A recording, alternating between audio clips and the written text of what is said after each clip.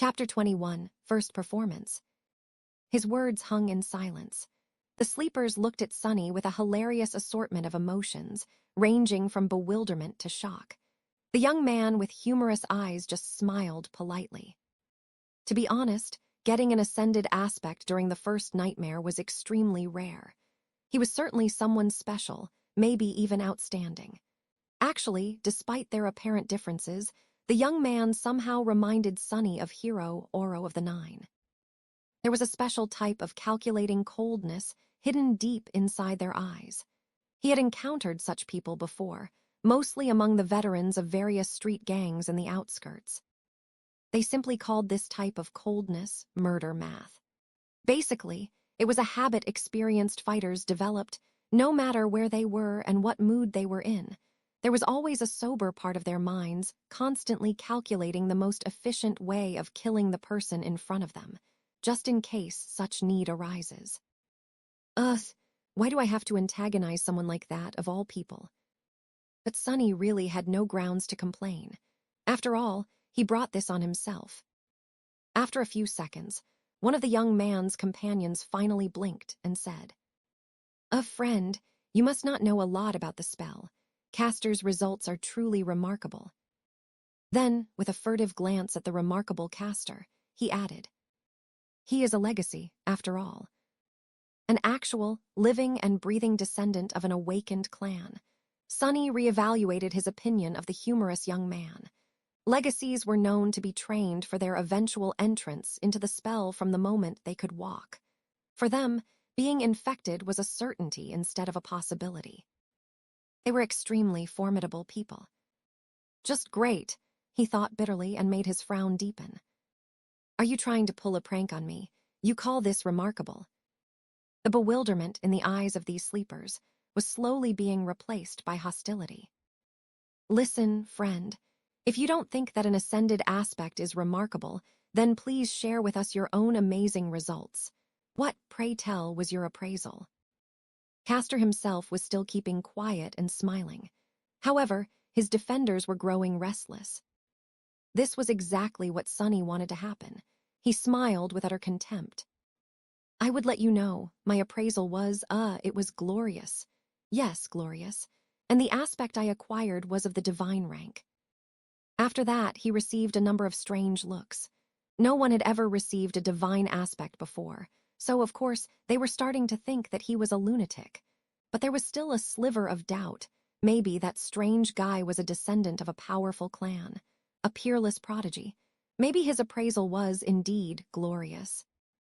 Sonny had to dispel that tiny bit of doubt. Mind you, I'm not some lofty legacy. I'm from the outskirts. I've never even received combat training. All that training and he only got an excellent. What did he do during the nightmare? Pick his nose the whole time. The expressions of all the sleepers that were listening to his bragging instantly changed. An outskirt rat with no training? Yeah, sure. Who was he trying to fool? Finally, with the same polite smile, Caster spoke. Glorious, that is interesting. Would you mind telling us what were your achievements in the nightmare? Sonny grinned. Sure, no problem. First of all, I killed an awakened tyrant. Every cost him a couple of moments of intense pain, but he didn't let it show on his face. His expression was nothing but smug and confrontational. The mere mention of a tyrant, let alone an awakened one, made a couple of sleepers smile with ridicule. Oh, really? How did you kill it? An arrogant look appeared on Sonny's face. How? Let me tell you, I didn't even have to lift a finger. I just spat, and it was torn to pieces. Which was true. Sonny had spat a mouthful of blood on the altar, and as the result, Mountain King was ruthlessly dismembered by Shadow God. Someone openly laughed. This guy is either insane or purposefully messing with us. Listen here, Shorty. Have some decency, okay? Who would believe such a lie? Sonny was genuinely angry. He wanted to retort, saying that he wasn't short, but he couldn't. Because that would be a lie, damn it. So instead, he just gritted his teeth and said with a voice full of outrage, I can't answer that, because it's not a lie. Are you really insisting that you had killed an awakened tyrant, a tyrant? and with a bit of spit, no less. Sonny knitted his brows. That's the truth. More laughter followed. Crazy bastard. He actually believes in his own crap. Insane, he's insane. Unexpectedly, Castor stopped his companions.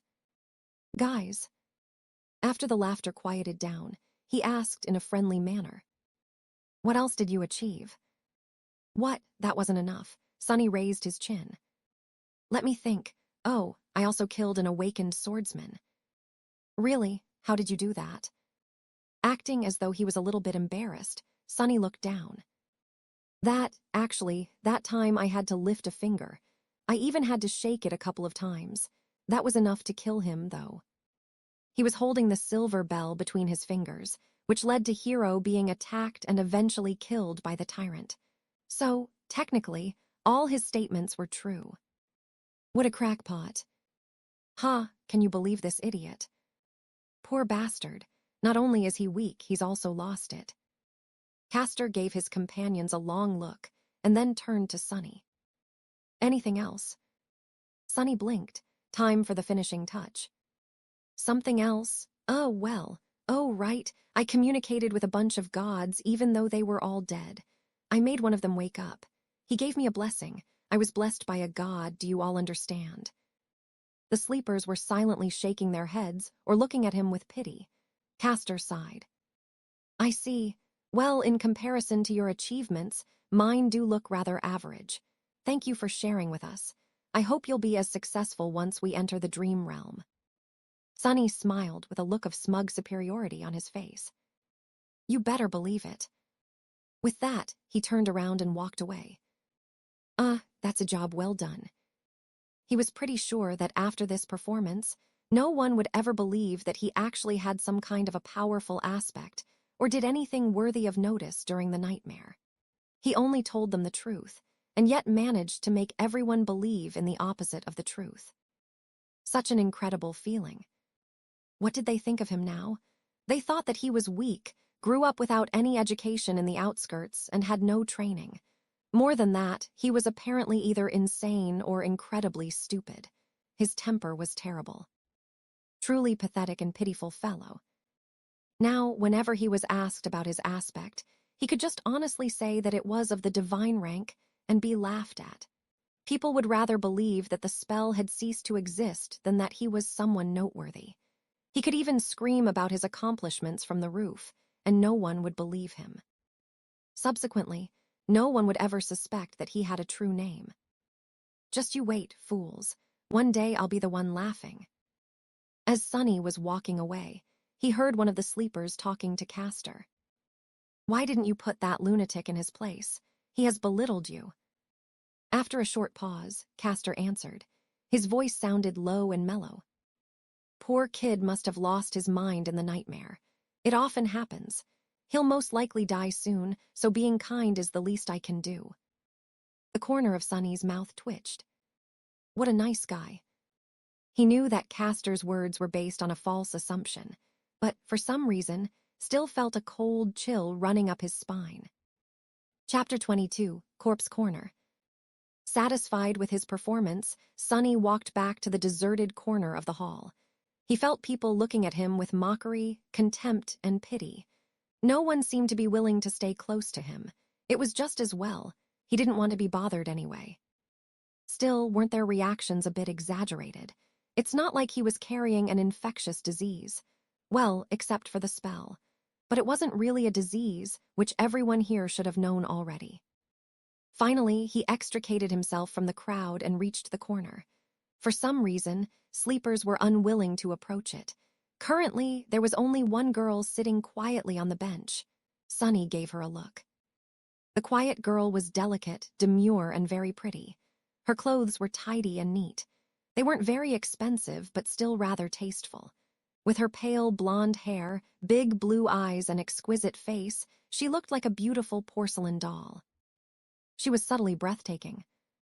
However, there was something wrong with her. Sonny frowned, trying to understand what exactly about the girl made him uncomfortable. After a while, he realized that her empty, expressionless stare was reminding him of Mountain King. Startled, Sunny understood that the girl was blind. It took him a couple of seconds to compose himself. What a shame. A bit disheartened, he carefully sat on the opposite end of the bench.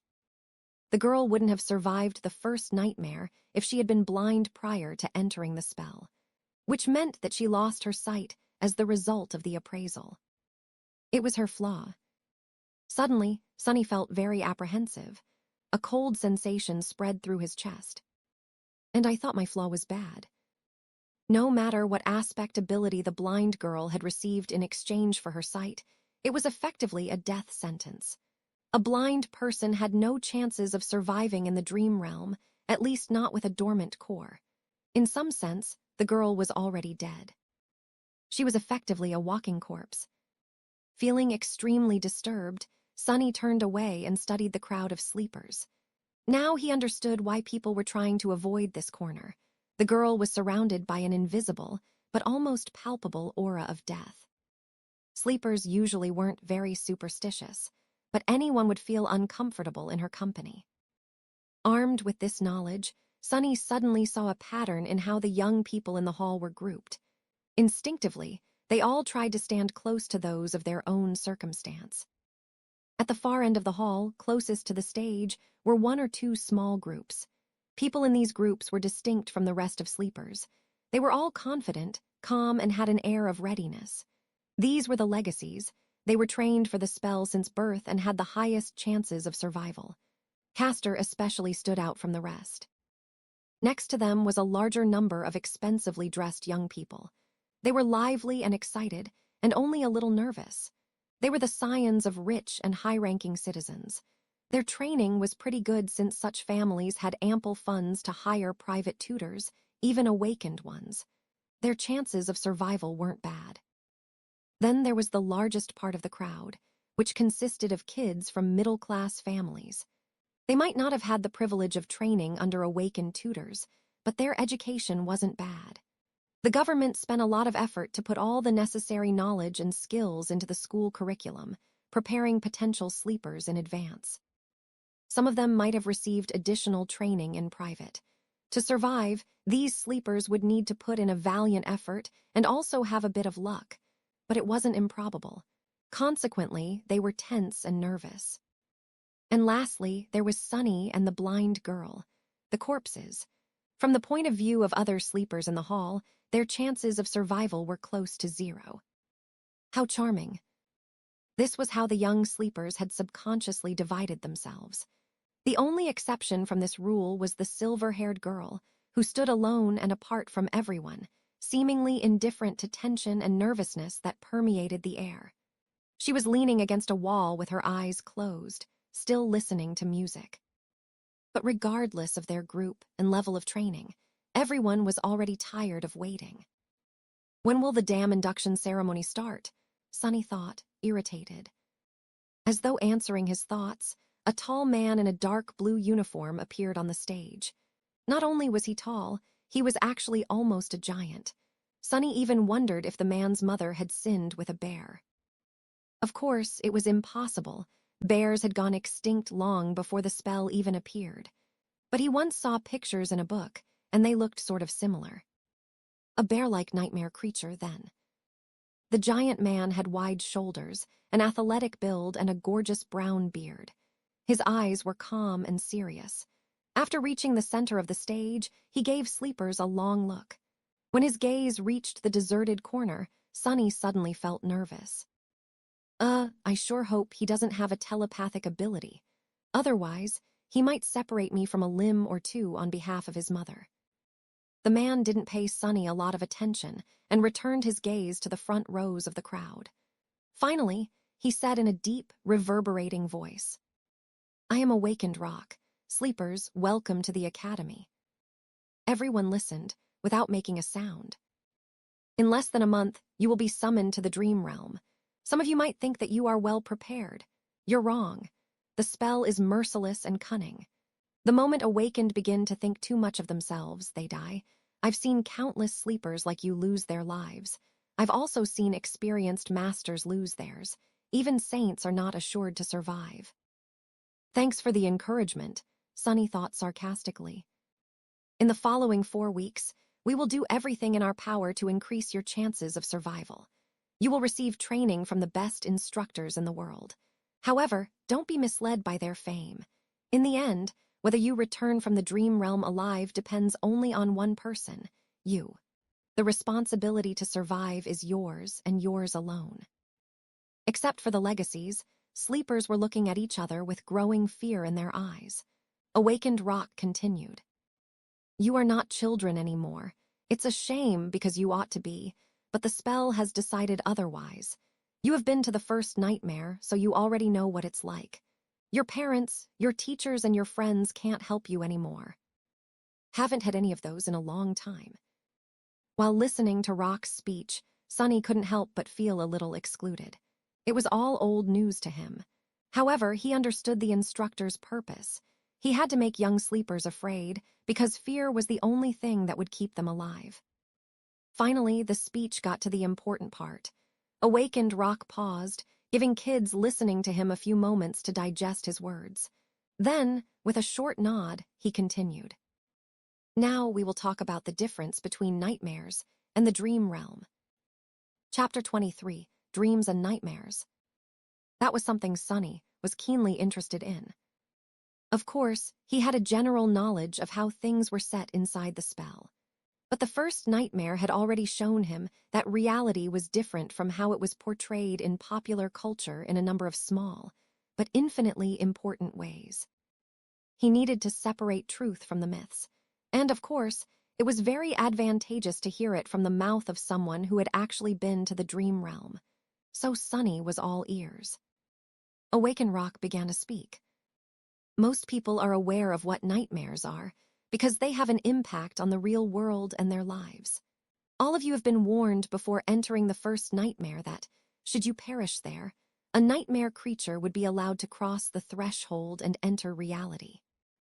Yup, that was the reason why Master Jet had to wait patiently by his side, prepared to deal with the monster if it appears.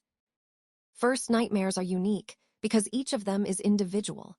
That's why only a single creature can appear. However, starting from the second nightmare, things become much more dangerous. These nightmares are not tied to an infected person. Instead, they are born in the dream realm. While the seed of the nightmare is growing, any number of awakened can attempt to conquer it. Hunting down nightmares was the main responsibility of the awakened. Sonny knew that much. Should they all die or fail to find the seed before it matures, a gate will open in the real world, letting through countless monsters.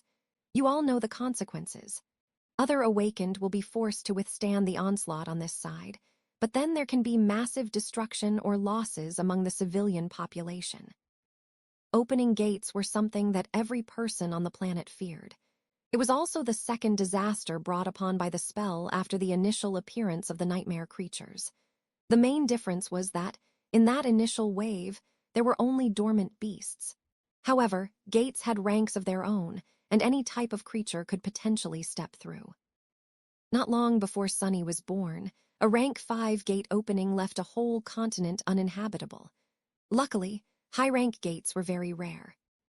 Awakened Rock's voice grew solemn. So it is not wrong to say that the purpose of the awakened is to enter the dream realm, seek out maturing nightmares, and close them before any harm could befall the real world. From this, you can see that the dream realm and the nightmares are connected, but are not one and the same. If nightmares are the destination, then the dream realm is the road. But it is also so much more. Very romantic. Does Awaken Rock have poetic inclinations? Simply put, the dream realm is a world. It is vast, mysterious, and mostly unexplored. It is also dead. There is no life out there except for the nightmare creatures, corrupted ecosystems, and now us. But it wasn't always dead. We can tell that once, a long time ago, the dream realm was home to several primitive civilizations. There are a lot of ruins buried in its soil. From what Sonny knew, those lost civilizations were not really primitive. It's just that their development was centered around soul cores and mysticism as opposed to technology. So, basically, miracles and magic. What were their names? How did they fall? No one knew. Maybe they were destroyed by the spell. We don't know if the dream realm exists inside the spell as one of its illusions. just on an unimaginably larger scale, or if it's real, with the spell only serving as a pathway between two realities. However, we do suspect that the illusions conjured up inside the nightmares are based on its history. They are replicas of past events, somehow reconstructed from the depths of time. So there might have been a real slave caravan on that Black Mountain once, a long time ago. Sonny remembered how time seemed to move in reverse at the beginning of his nightmare. He thought about how things would have ended up without his involvement. Did the nameless temple slave perish in Mountain King's maw with the rest of the caravan? Somehow he felt that the nameless slave was not that simple. Otherwise, why would the spell remember him? And what about Hero? Was he able to escape? I wonder. There are 4 main differences between the dream realm and the nightmares. Firstly, it doesn't have a story. There is no predetermined conflict you are forced to resolve. You can move freely and explore, provided that you have the strength to stay alive in the wilderness. Most people tend to stay close to one of the human citadels. That's good to know, Sonny thought, unconvinced. Sure, there were no predetermined conflicts in the dream realm, but with his faded attribute, he was pretty certain to end up in some kind of trouble. So that freedom-awakened rock had mentioned was relative in his case. Meanwhile, the instructor continued. Secondly, as I have already mentioned, there are no people in the dream realm except for those who came from the real world. There are only monsters. Some of them can mimic human appearance, though, so be mindful of that. Sonny felt cold sweat running down his back. Nightmare creatures mimicking humans. So creepy. Since when was that a thing? Why hasn't he ever heard about it? He stole a glance at the legacies standing in the first row and noticed that they did not show any sign of surprise. So, they knew. Thirdly, unlike the first nightmare, no nightmare creatures will appear in the real world if you die in the dream realm. It may sound cruel, but that's a good thing. Awakened forces are already spread thin. If we had to monitor every sleeper, we wouldn't have resources to handle more important matters. Considering that each sleeper could spend weeks, sometimes even months in the dream realm, there was ruthless logic in that statement. And lastly, and most importantly, unlike nightmares, which are bound by the rules of fairness, there is no limit to what kind of creature you can meet in the dream realm. During its trials, the spell won't pit a dormant human against an opponent many ranks above them. Oh, really? Sonny sneered. However, he was forced to agree with Awakened Rock. Even though both Hero and Mountain King were way out of his league, they were still just 1 rank above him. But in the dream realm, no such restrictions exist. Theoretically, you can stumble upon an unholy titan and die before even realizing what happened. So be careful and stick to the regions with enemies on par with your own rank. It's not an ironclad guarantee, but at least there will be less of a chance of you biting off more than you can chew.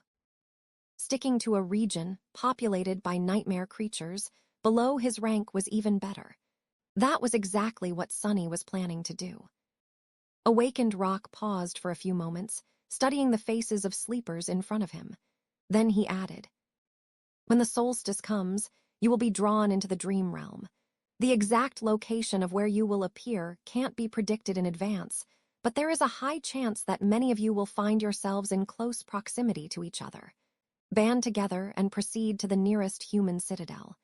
Each citadel is built around a gateway. Once you reach it, you will be able to return." Gateways were special portals that served as exit points from the dream realm. Once sleepers reached such a portal, they would be able to escape back to reality and become awakened. Their core would evolve, and they would also receive a second aspect ability. After that, they would return to the dream realm each time they fall asleep. If you can't locate or are unable to reach the nearest human citadel, search for an unclaimed gateway. It will usually be inside or near the most prominent landmark of the region. Work together to defeat its guardians and come back alive. He gave them a heavy look. That is all for today. Next, follow the instructions sent to your communicators to find your assigned dormitory. Once settled, you may proceed to the cafeteria for some late supper. There will be a round of interviews after that to prepare your suggested curriculums. Get a good night's rest. Your training starts tomorrow. With that, He gave them a short nod and left. Sonny sighed. Can't be predicted in advance, huh? With his luck, he would either drop right in the middle of a prosperous human citadel and immediately roll into a gateway, or appear in some region of the dream realm so remote and deadly that no one had ever heard about it or returned from it alive. Let's hope for the former. Since he couldn't do anything about it, Sonny wasn't very worried. There was something much more important on his mind. What exactly do they serve here for supper? Chapter 24, Moving Up in the World. Everything having to do with sleepers was situated in the same building. Sonny followed the instructions sent to his communicator and quickly found the dormitories, which were situated on one of the lowest levels. To his surprise, he actually got a whole room to himself. It had a bed with a soft mattress, a table, a dresser, and even a separate bathroom. The materials were new and aesthetically pleasing, the air crisp and sterile. It was warm inside, and the outer wall was equipped with a hidden screen that seamlessly imitated a wide window, opening to a picturesque vista of a snowy park. There were even several sets of clothes, with the Academy emblem provided to him for free. How extravagant, Sonny thought, a little stunned.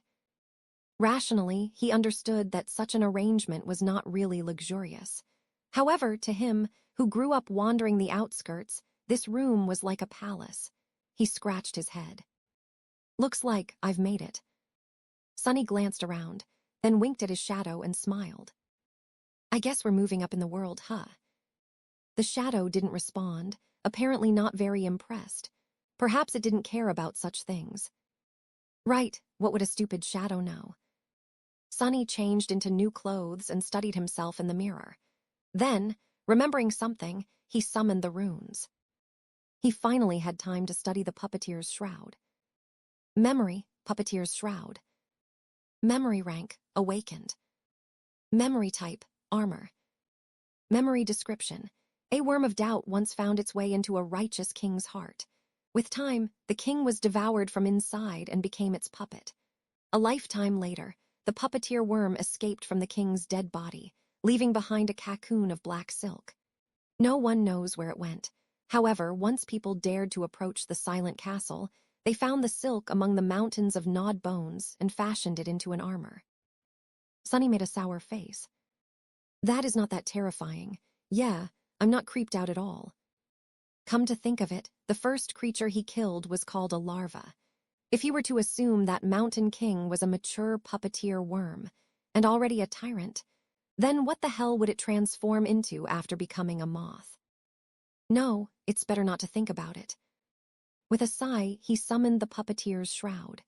Thin black threads immediately appeared around his body and wrapped it into a set of armor.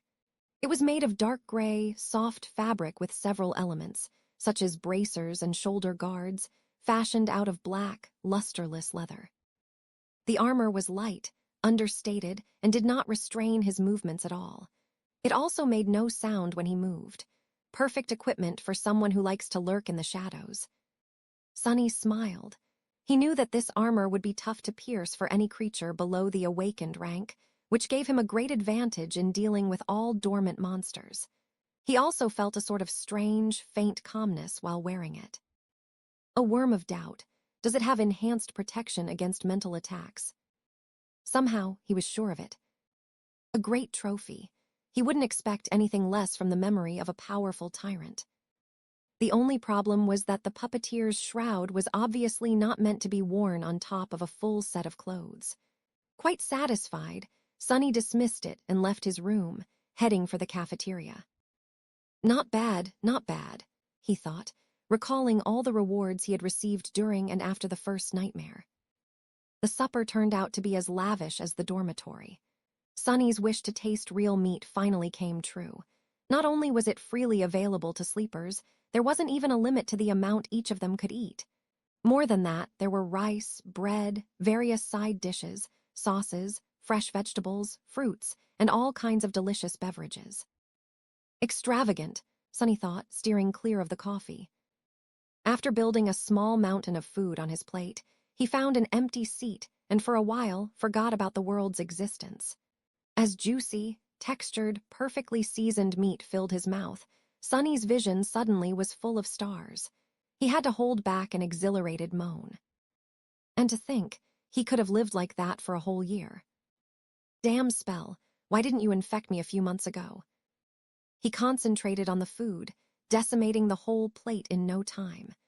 Satiated and more than a little gorged, Sonny longingly looked back and thought about getting another serving. But it was already time for his appointment with the academy personnel. Full of regret, he stood up and left the cafeteria. Soon, he found himself in a small office, sitting across from an administrative worker. The worker was very friendly and started the interview right away. Just like Master Jet had warned him, Sonny was offered psychological counseling again. Remembering her advice, he refused, and the interview smoothly switched to questions about his aspect. He didn't want to give up information about his abilities, but also knew that he had to tell the worker something. Luckily, the questions were worded in a way to put sleepers at ease. As such, most of them started with nice and polite preambles like, "Would you like to tell me?" or "If you're willing to share," which gave Sonny an opportunity to give neutral answers. "Would you mind telling me about the type of aspect ability you received, as in combat, sorcery, utility?" He did mind, but had to be careful. I'm not sure. I haven't had time to understand it well." "That's all right. Are you able to directly deal damage with your ability?" "I guess not. Earlier, I wasn't even able to harm a towel." Things went on like that. In the end, Sonny shared just enough information to create an impression that his aspect was weak, harmless, and most likely having something to do with utility. After that, he returned to his room undressed and went asleep. Sonny thought that falling asleep for the first time after the nightmare would be weird, but in fact, it was surprisingly easy. Lying on a soft mattress, with his skin against clean bedsheets and a fluffy pillow under his head, he slept like a baby. Early in the morning, Sonny washed up in his private bathroom and, bursting with energy, hurried to get breakfast in a happy mood. The cafeteria was a bit crowded. After filling his plate with all kinds of delicious stuff, he quickly realized that the only place he could sit was near the blind girl from yesterday. Her table was empty, since no one wanted to be close to her. Sonny grimaced. It seemed that the two of them were doomed to be outcasts together for the remaining 4 weeks. He also felt uncomfortable in the company of someone who was practically a dead person, but there wasn't much of a choice. Losing his good mood, he sat at the blind girl's table and gave a percursory nod to the social worker who was helping her get around. After that, he tried to pretend that they didn't exist and concentrated on his food. However, before he could finish, a sudden commotion drew his attention. "What's going on?" He looked up and noticed that a lot of sleepers were gathered around the large screen hanging on the wall of the cafeteria, their faces filled with excitement and awe. On the screen, a list of names was displayed, ranking the new batch of sleepers from weakest to strongest, most likely deduced from the results of the interviews. Not particularly interested, he quickly found his own name near the bottom of the list. The only sleeper who the academy judged to be less likely to succeed than him was the blind girl. Turns out, her name was Kasha. But the commotion was a bit too loud to be just the result of the ranking. Curious, he moved his gaze up. The sleepers were restless. How can this be? I'm not seeing things right. What kind of a monster is she? Castor was placed in second place, and right above him, the portrait of the silver-haired girl could be clearly seen. To the right of it, 2 simple lines of text were displayed. Name, Nephi's. True name, Changing Star. Chapter 25, Wilderness Survival. So the silver-haired girl, Nephi's, also received a true name in her first nightmare. To get his own, Sonny had to deal with Hero and Mountain King while possessing a completely useless aspect, an impossible feat that seemed to have pleased the spell very much. I wonder how she had gotten hers. Sleepers in the cafeteria were struck dumb by the revelation of this achievement. They were staring at the screen with astonishment, fear, and admiration. Listening to their excited whispers, Sonny felt a childish desire to scream, "Me too! I have one too." But of course he kept quiet. Looking around, he noticed Castor's gaze fixed on the screen. There was a strange, somber expression on the humorous young man's face. But the weird thing about it was that, as far as Sunny could tell, Castor wasn't looking at the line of text containing the true name. Instead, he was staring at the line of text that read, Nephi's, as though the girl's actual name held more meaning to him than the one given by the spell. Interesting, do they know each other? Why would a lofty legacy know someone who came to the academy in a police-issued tracksuit? And speaking of Nephi's, where was she? Sunny glanced around the cafeteria and quickly noticed the silver-haired girl, who was sitting quietly in a corner with a cup of coffee in her hands. She wasn't paying a lot of attention to the commotion, seemingly immersed in her thoughts. Her gray eyes were serious and distant. A sleeper with a true name, that's impossible.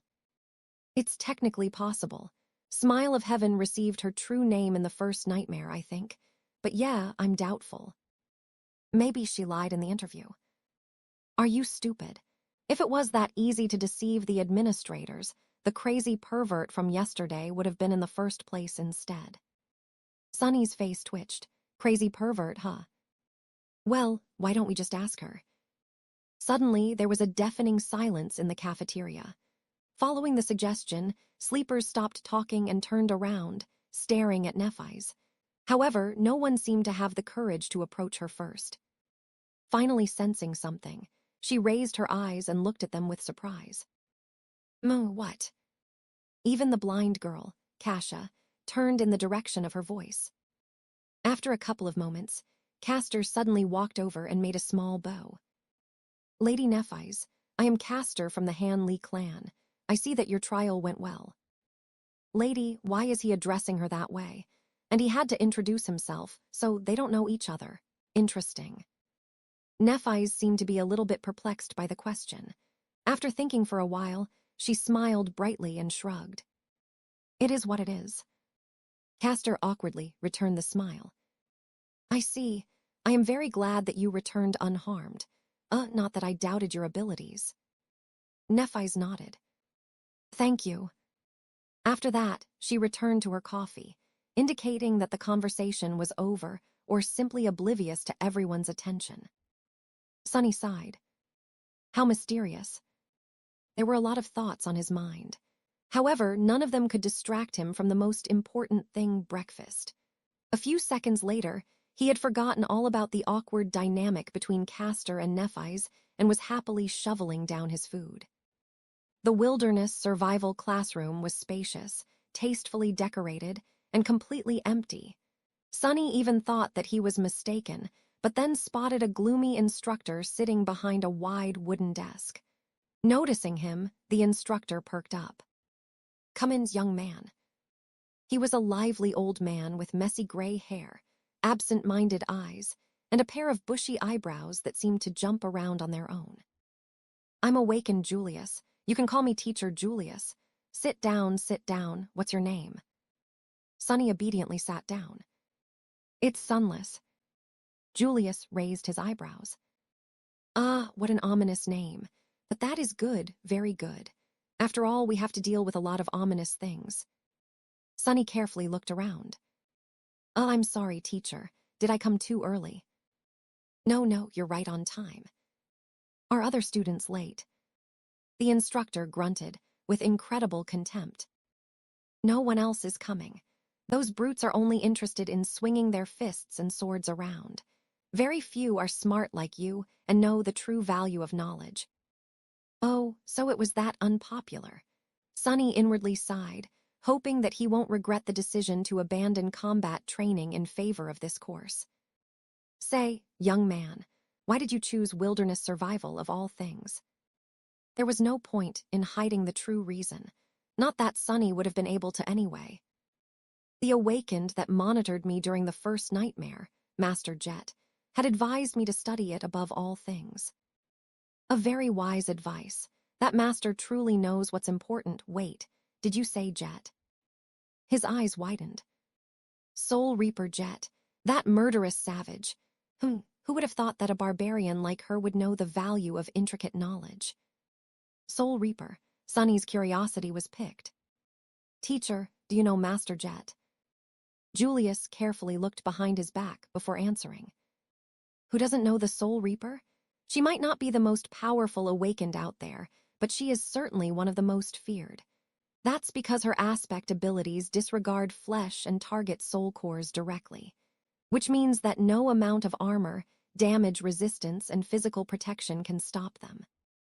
He leaned forward. The only good thing is that she's young and not likely to become a saint anytime soon, or even ever. Yes, luckily, there's a very low probability that she'll ever advance. Sunny blinked. Why? Julius looked at him, as though trying to comprehend how someone could be so ignorant. Because of her problematic personality, of course. Who would want to help a psychopathic killer become a saint? You need a team of outstanding companions and a lot of support to attempt conquering the third nightmare. Soul Reaper Jet is... Wait. Suddenly, Julius frowned and leaned back. Why am I gossiping with you? You're too young to know such things. More than that, it's not in my character to badmouth others behind their backs. I would beg to differ, Sunny thought sarcastically, but didn't say anything out loud. He already got a lot of juicy information out of teacher Julius. Maybe choosing wilderness survival was the right choice after all. Let's get back to your curriculum. What other courses are you taking? Sunny sighed. None. For the next 4 weeks, I'll be fully concentrated on wilderness survival. Julius stared at him for a whole minute, an expression of utter astonishment written clearly on his face. Then, slowly, an excited gleam appeared in his eyes. Finally, he grinned. Wonderful, this is wonderful. You're such an astute young man. Don't you worry. In 4 whole weeks, I will make you immortal. Sunny's lessons with teacher Julius started pleasantly and without much tension, but just an hour later, he felt like his head was ready to explode. There was so much new information, and all of it was so strange and counterintuitive for someone who had never left the walled-off, sheltered confines of the city. From time to time, Julius gaped at Sunny's lack of knowledge and relevant experience. However, he had a good attitude and an endless enthusiasm for teaching. Whenever Sunny stumbled, he would patiently slow down and allow his student to catch up. The curriculum that Julius planned out was practically insane. There was an endless amount of theoretical knowledge to learn, practical lessons, both in virtual reality and the real world, numerous subjects and weird things to study. There were even several lessons dedicated exclusively to learning the basics of several dead languages of the dream realm. Why would I need to learn new languages? Sunny thought with self-pity. The spell automatically translates everything. But Julius was uncompromising. The spell is not a translator. Do you think it has the time to express the intricacies of human speech? Let's say you're seeking shelter in a ruin and find an inscription that reads, "Certain death ahead." There are 30 words for death in the rune language. Just by knowing the runes, you'll be able to deduce what kind of danger there is. On the first day, they studied until the sun was about to set. Only then did Julius decide to let Sunny go. Mentally exhausted and lamenting the fact that he had to miss lunch and dinner, Sunny decided to gently remind his teacher about the importance of food for maintaining high levels of concentration tomorrow. After returning to his room, he fell on a chair and stared blankly into the distance for a while. Then, as though remembering something, Sunny turned to his shadow. Right, he had a lot to accomplish before supper. He observed the shadow for a few seconds, and then grinned. Let's see what you can really do. Chapter 26, Changing Star. Sunny was pretty sure that his shadow was capable of much more than just being a silent follower. After all, the spell had described it as being an invaluable helper. It was now up to him to find out how exactly shadow control could be of help. As in many other matters having to do with aspects, there was a certain level of instinctual understanding buried deep inside his subconscious.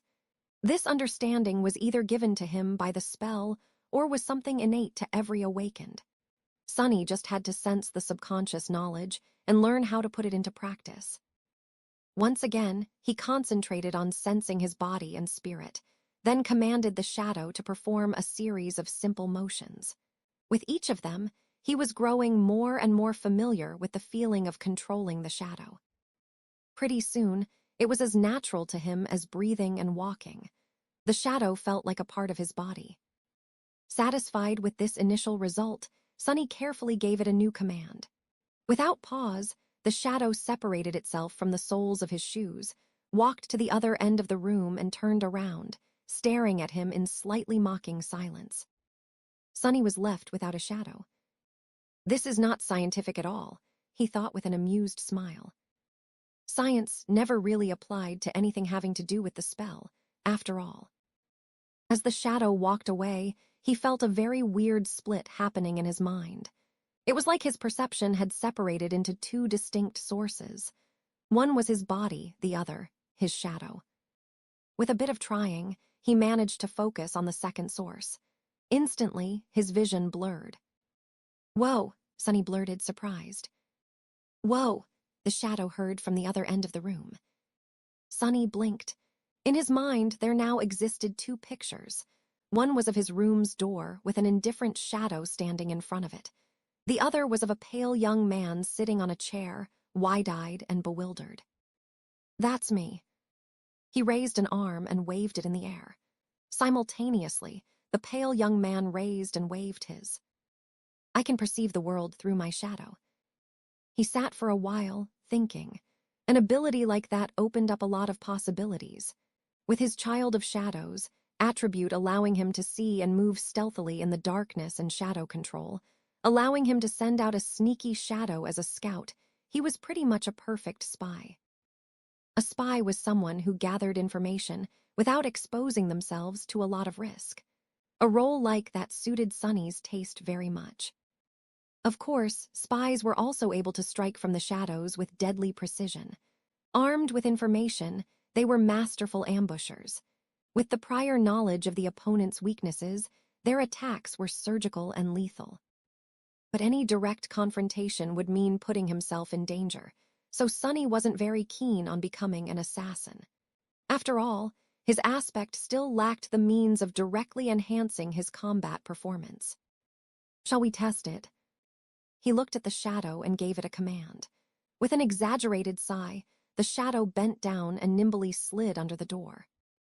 Instantly, he could see both the room and the hallway outside. Sunny closed his eyes to focus on the picture projected from the shadow. Moving stealthily from one shadow to another, it glided down the hallway. With a bit of timing and consideration, his scout was practically invisible. Sunny passed by a couple of sleepers and listened in on their conversation. Not finding it very interesting, he continued forward. Finally, the shadow stopped at a corner. To its left were the elevators, to its right, the way to the girls' dormitory. All sorts of provocative images immediately entered Sunny's head. "Oh my," he thought, blushing. Yes, with this ability, it was also very easy to fall into utter depravity. But no, he couldn't do it. Not because of some high moral principles.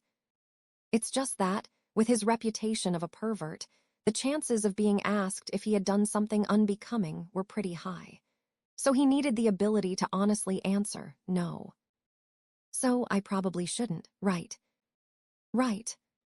Of course you're right. Don't even think about it." Back in his room, Sunny sighed with a lot of regret. Then he directed his scout to hide in the shadow of a passing sleeper and followed him to the elevators. Some time later, Sunny's shadow was hiding in a corner of a large dojo. He was observing his fellow sleepers who, under the guidance of Instructor Rock, were going through the motions of the introductory combat class. Today was mainly dedicated to testing their general competency and abilities. After that, the sleepers were going to be separated into groups based on their level, such as novice, advanced, or expert, as well as their weapon of choice. Some would be assigned a personal tutor or paired together. Currently, sleepers were taking turns delivering their strongest punches to a wide plate attached to a special measuring machine. After each strike, the machine would display a number corresponding to the sleeper's physical strength. In theory, a machine like that was not hard to build. However, Considering that many of sleepers had combat-oriented aspects that enhanced their might in a variety of ways, it was actually a marvel of engineering and durability. Their technique and training also affected the final result. Most people were getting numbers ranging from 10 to 14. It was considered a good result, something that only the most athletic people could reach.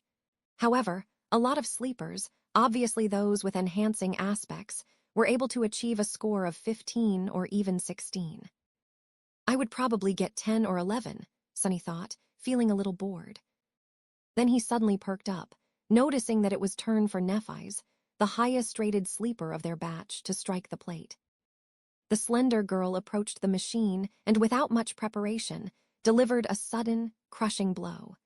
Sunny wasn't very well versed in martial arts, but even he was impressed by the flawless economy and speed of her execution. She had a lot of training. Nephi's was becoming more and more intriguing. What's her actual background? After a short pause, the machine displayed the result. 16. Sunny felt a bit disappointed. Not that impressive. I was expecting more. She was the proud bearer of a true name, after all.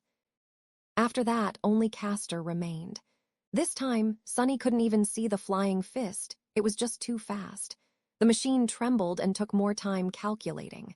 Finally, 2 numbers appeared. 21. Everyone gaped at the display, stunned. More than a few admiring looks were thrown at Castor, who simply bowed and took a step back. Instructor Rock smiled. Not bad. Now, we will move to sparring and evaluate your general level of training. I need 2 volunteers to begin. Nephi's was the first to step forward and walk to the center of the ring. A couple of seconds later, a tall and extremely muscular sleeper followed and faced her. The rules are simple. Make your opponent's back touch the floor or throw them out of the ring. Use whatever abilities and techniques you find appropriate. Oh, the show is starting. Watching sleepers fight each other was not only entertaining, but could also provide Sunny with knowledge of their powers. Back in the room, he leaned forward and rested his chin on his palms. Go, Nephi's. The tall guy attacked without wasting any time. His muscles bulged, threatening to tear the soft fabric of his white dabak. He advanced like an unstoppable mountain, sending a vicious kick flying. A second later, he was lying on the floor with a dumbstruck look on his face. Nephi's didn't even change her stance. Instructor Rock gave her a cheerful look and grinned. Next, what followed could only be described as a massacre. One after another, Nephi's managed to defeat almost every single sleeper present in the dojo. She didn't seem to be faster or stronger than them, but each time someone entered the ring to fight her, they would inevitably end up beaten and thrown to the ground. Sunny watched the process with a growing sense of amusement. However, at some point, even he felt a bit of unease. Nephi's moved with the calm precision of a battle machine. Her technique was clean, graceful, and ruthless. No matter what type of attack was thrown at her, she was able to either predict or instantly react to it, then deflect and turn it against the attacker with the minimum amount of effort. It didn't matter whether her opponent was poor, rich, or a legacy. Everyone would end up dealt with in a matter of seconds. What's more, through the whole process, the composed expression on her face didn't even change once. It was like Nephi's was made out of metal. Is she even human? Sunny thought, suddenly apprehensive. What was he going to do if this changing star were to end up as his enemy? The best course of action would be to run away. Or better yet, try not to antagonize her to begin with. After all, the sun was also a star, and shadows didn't mix well with sunlight. Finally, Castor was the last one remaining, once again. However, he didn't seem to be perturbed by the miserable failure of every other sleeper. With a soft smile on his lips, the young man stepped into the ring. Castor and Nephi's faced each other. Their eyes locked for a few seconds, and then Castor slightly bowed. Lady Nephi's, please excuse me in advance. What is he going to? A moment later, Sunny opened his eyes in shock. Chapter 27, Measure of Power. It seemed like Castor suddenly ceased to exist. However, it was only an illusion. The truth was that he was just moving so fast that the human eye wasn't able to keep up with his movements. If it wasn't for the special properties of shadow sight, Sunny wouldn't have been able to perceive anything either. Even then, he only noticed a hazy blur streaking through the air. In a fraction of a second, Castor covered the distance between him and Nephi's and delivered a devastating blow. However, despite his astonishing speed, she somehow managed to react in time, slightly turning her body to deflect the strike. But it still wasn't enough. Although Nephi's had managed to avoid being hit squarely in her center of gravity, Castor's fist ended up connecting with her shoulder, sending the girl into a spin. Not wasting any time, Castor disappeared again. His plan was very simple. While Nephi's was still under the impression that the enemy was in front of her, he was going to use his unnatural swiftness to circle around and attack from the back. The young man appeared behind the oblivious girl, ready to finish the fight with one decisive strike. Just as he planned, she seemed to be preparing to attack in the direction he had been seen just a split second ago. Gratified, Castor shifted his weight, putting it all into his fist. However, at the last moment, Nephi's suddenly changed her stance and threw her elbow back with frightening force. Castor's eye widened. It was all a feint. And now that he had committed to a strike, there was no simple way to stop. No matter how fast he was still subject to the laws of inertia. The elbow was approaching his face with a profound feeling of inevitability. And yet, Castor still managed to avoid it, even if it was just by a hair's breadth. His speed advantage was just too big. He then proceeded to trip and push Nephi's, sending her flying to the ground. However, just before she was about to hiss the mats, the young man carefully grabbed the collar of her dabak and gently pulled, slowing down the fall and allowing Nephi's to land on the floor without any impact. Lying on her back, the girl blinked a couple of times and looked up at him. The whole altercation lasted no more than 2 seconds. Back in his room, Sunny opened his eyes in shock. So that's an ascended aspect. That's cheating. A sleeper had no business being that fast. The powers bestowed upon them by the spell were supposed to be in their infancy, but Castor was a legacy, after all. Who knew how many soul shards were fed to him prior to enrolling into the academy? Back in the dojo, Instructor Rock grunted and gave Castor a nod. Nephi's slowly rose to her feet. The rest of the sleepers were gawking at the young man with reverence, whispering among each other in hushed tones. It seemed that his performance left them with a deep impression. However, Castor himself wasn't very elated. He glanced at Nephi's with an unreadable expression. That was because, unlike the rest of them, he came to a certain realization. The truth of the matter was known only to him, Nephi's, Instructor Rock, and Sunny, who was very observant and quickly picked up on such things. The thing that sleepers failed to notice was that Nephi's did not use her aspect ability when facing Castor. In fact, she had not used it at any point during today's testing. No one even knew what her ability was. And yet, despite his powerful aspect, Castor barely managed to clutch a victory against her. What a monster, Sunny thought, full of unease. The shadow hiding in the corner of the dojo seemed to agree with him wholeheartedly. After that, the introductory combat class was over. Sore from the beating they received, sleepers headed for the showers. Sunny waited for a bit and then directed his shadow to sneak into the boys' locker room. He wasn't very interested in watching a bunch of teenagers changing clothes, but there was a slight possibility that Castor would either comment on his duel with Nephi's or answer some questions about his incredible aspect ability. Just as he had expected, the young man was surrounded by a group of newly converted fans. They were congratulating him on his victory, full of adoration and excitement. However, Castor himself seemed to be in a bad mood. His expression was somber, and there was a grim heaviness in his eyes. In fact, his face grew darker with each praise he received. Castor, that was incredible. Your aspect is overpowered, am I right? That Nephi's girl stood no chance at all. True name, who needs that? She's just a wannabe. Finally, Castor raised his head and pierced the last boy who had spoken with a cold look. That boy, just like him, was one of the few legacies in their batch of sleepers. He frowned, surprised by Castor's reaction. "What is it?" Castor gritted his teeth. "I might have expected such behavior from them, but you should know better." The other legacy raised an eyebrow. "Why? Is there something special about that peasant girl?" Castor's eyes widened. Peasant girl. Do you really not know who she is?" "No," Sonny thought impatiently, "so just get to it and say it out loud." Luckily, the arrogant sleeper had the same sentiment. Castor opened his mouth several times, as though not sure what to say. Finally, he shook his head and answered. "She is Nephi's of the Immortal Flame clan." As soon as he said that, the arrogant legacy became deathly pale. Not paying him any attention, Castor continued.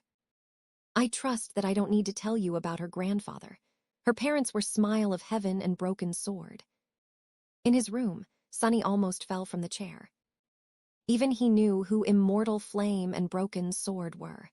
The former was the first human to conquer the second nightmare and become a master. The latter, the first one to conquer the third nightmare and become a saint.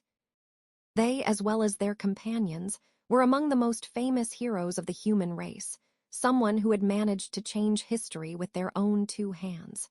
If what Castor said was true, then Nephi's wasn't just an aristocrat, she was royalty.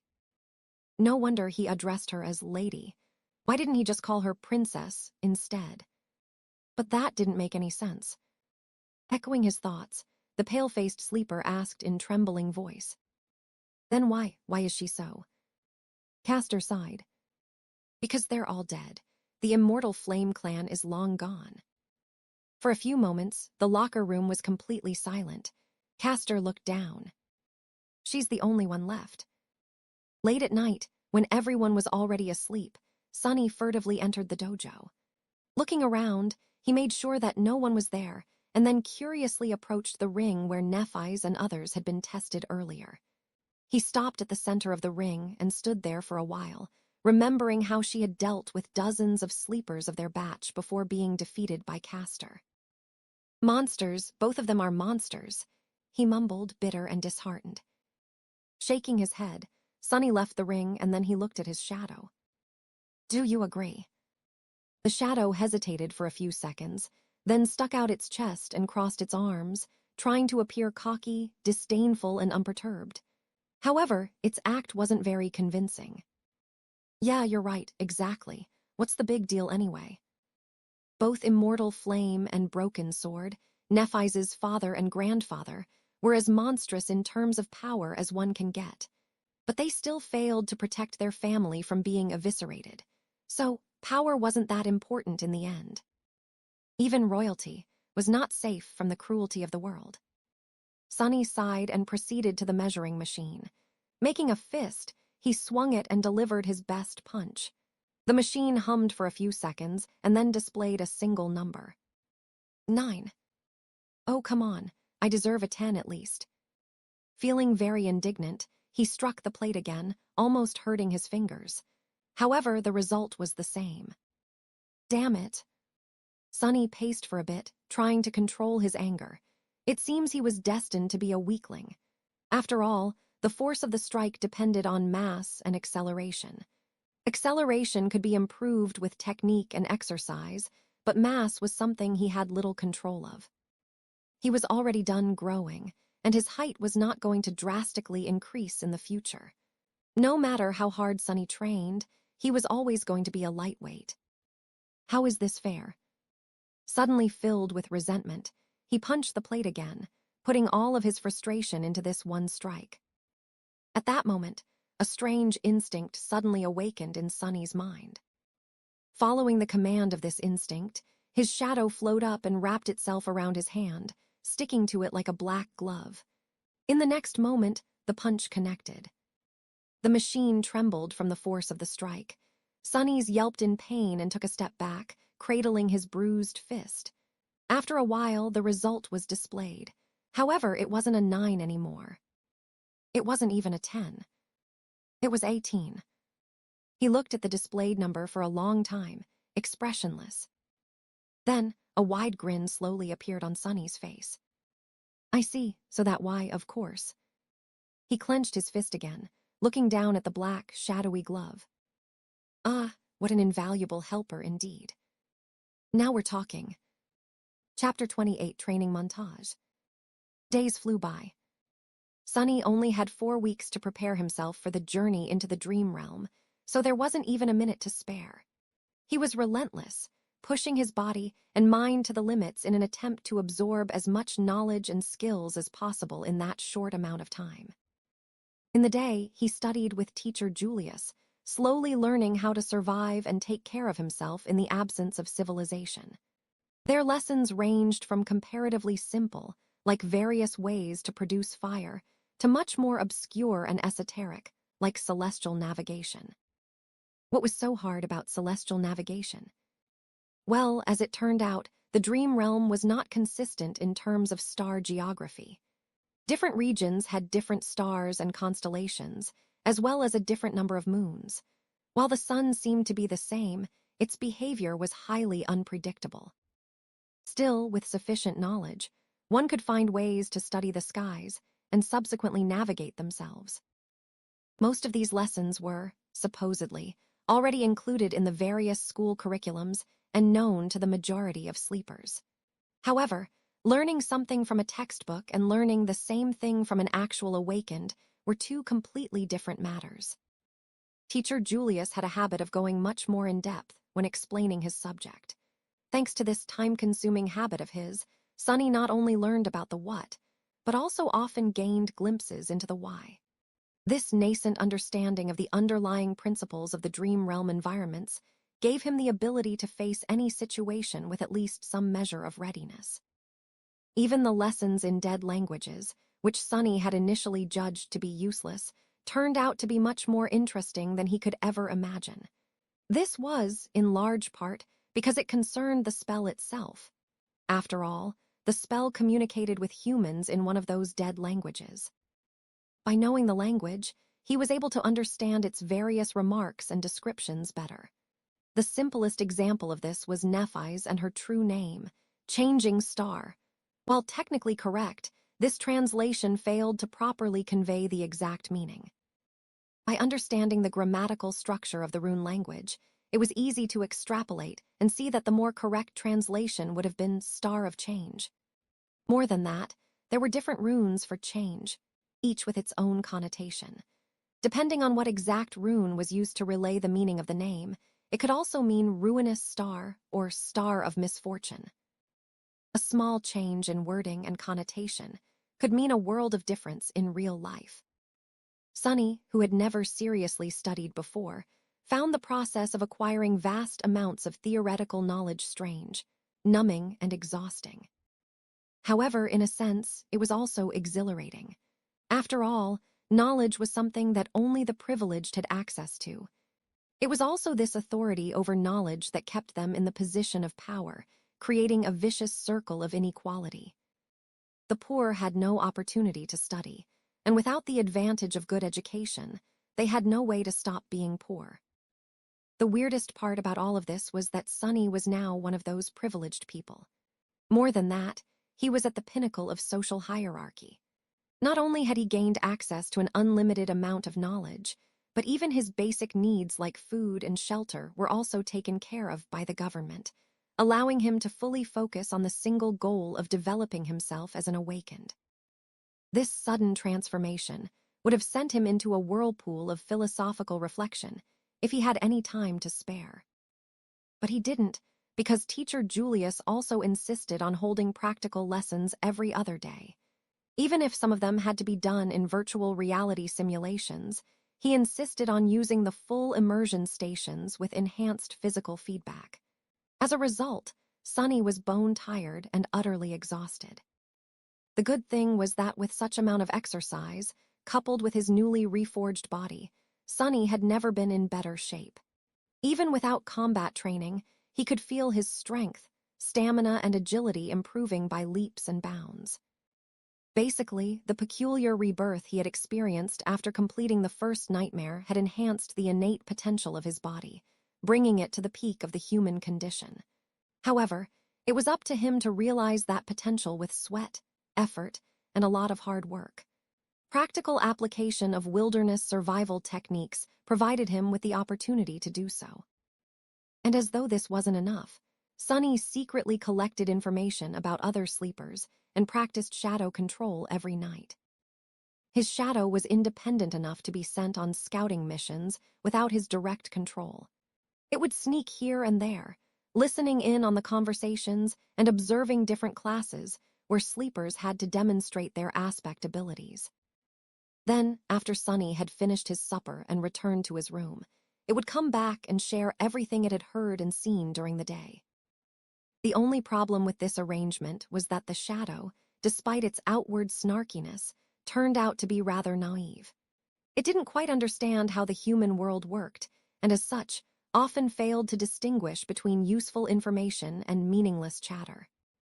So, most of the time, Sonny would receive nothing of value or juicy gossip instead of important secrets. This is how he learned that in the sleeper center, romance was in the air. After all, there were 100 beautiful young people locked underground in close proximity to each other, with the added spice of a deathly threat hanging above their heads. Many felt that life was short, and it was their time to seize the day. Passion bloomed in the shadow of approaching danger. Sonny was excluded from this whole side of the thing, of course. Firstly, he had already positioned himself to be perceived as an unlikable lunatic. Secondly, he simply had no time for anything except for his lessons and training. And lastly, he was wary of getting too close to anybody, afraid that a situation would arise where he would have no choice but to divulge his true name. Apart from gathering information and slowly learning about the scope and details of various aspect abilities, and, to a lesser extent, flaws, he was also experimenting with shadow control. The results were very promising. He quickly found out that his shadow was able to enhance various objects, and not only his body. If it wrapped itself around a weapon, the weapons strike harder and deliver more damage. If it was applied to an armor, the armor would become sturdier and harder to break. The enhancement was rather substantial, too. It was roughly twice as much as the initial value. All in all, this ability, if used correctly, could make him a powerhouse among the sleepers. Many combat aspects could deliver more speed or damage, many could provide more defense and protection, but none were as well-rounded and versatile as Shadow Slave. With the added utility of Shadow Sight, Shadow Step, and Shadow Scout, it was truly incredible. Just like that, day after day passed, slowly turning into weeks. Before Sonny even knew it, the winter solstice was already here. Chapter 29, The Last Day on Earth. On the day of the winter solstice, Sonny woke up feeling tired and drowsy.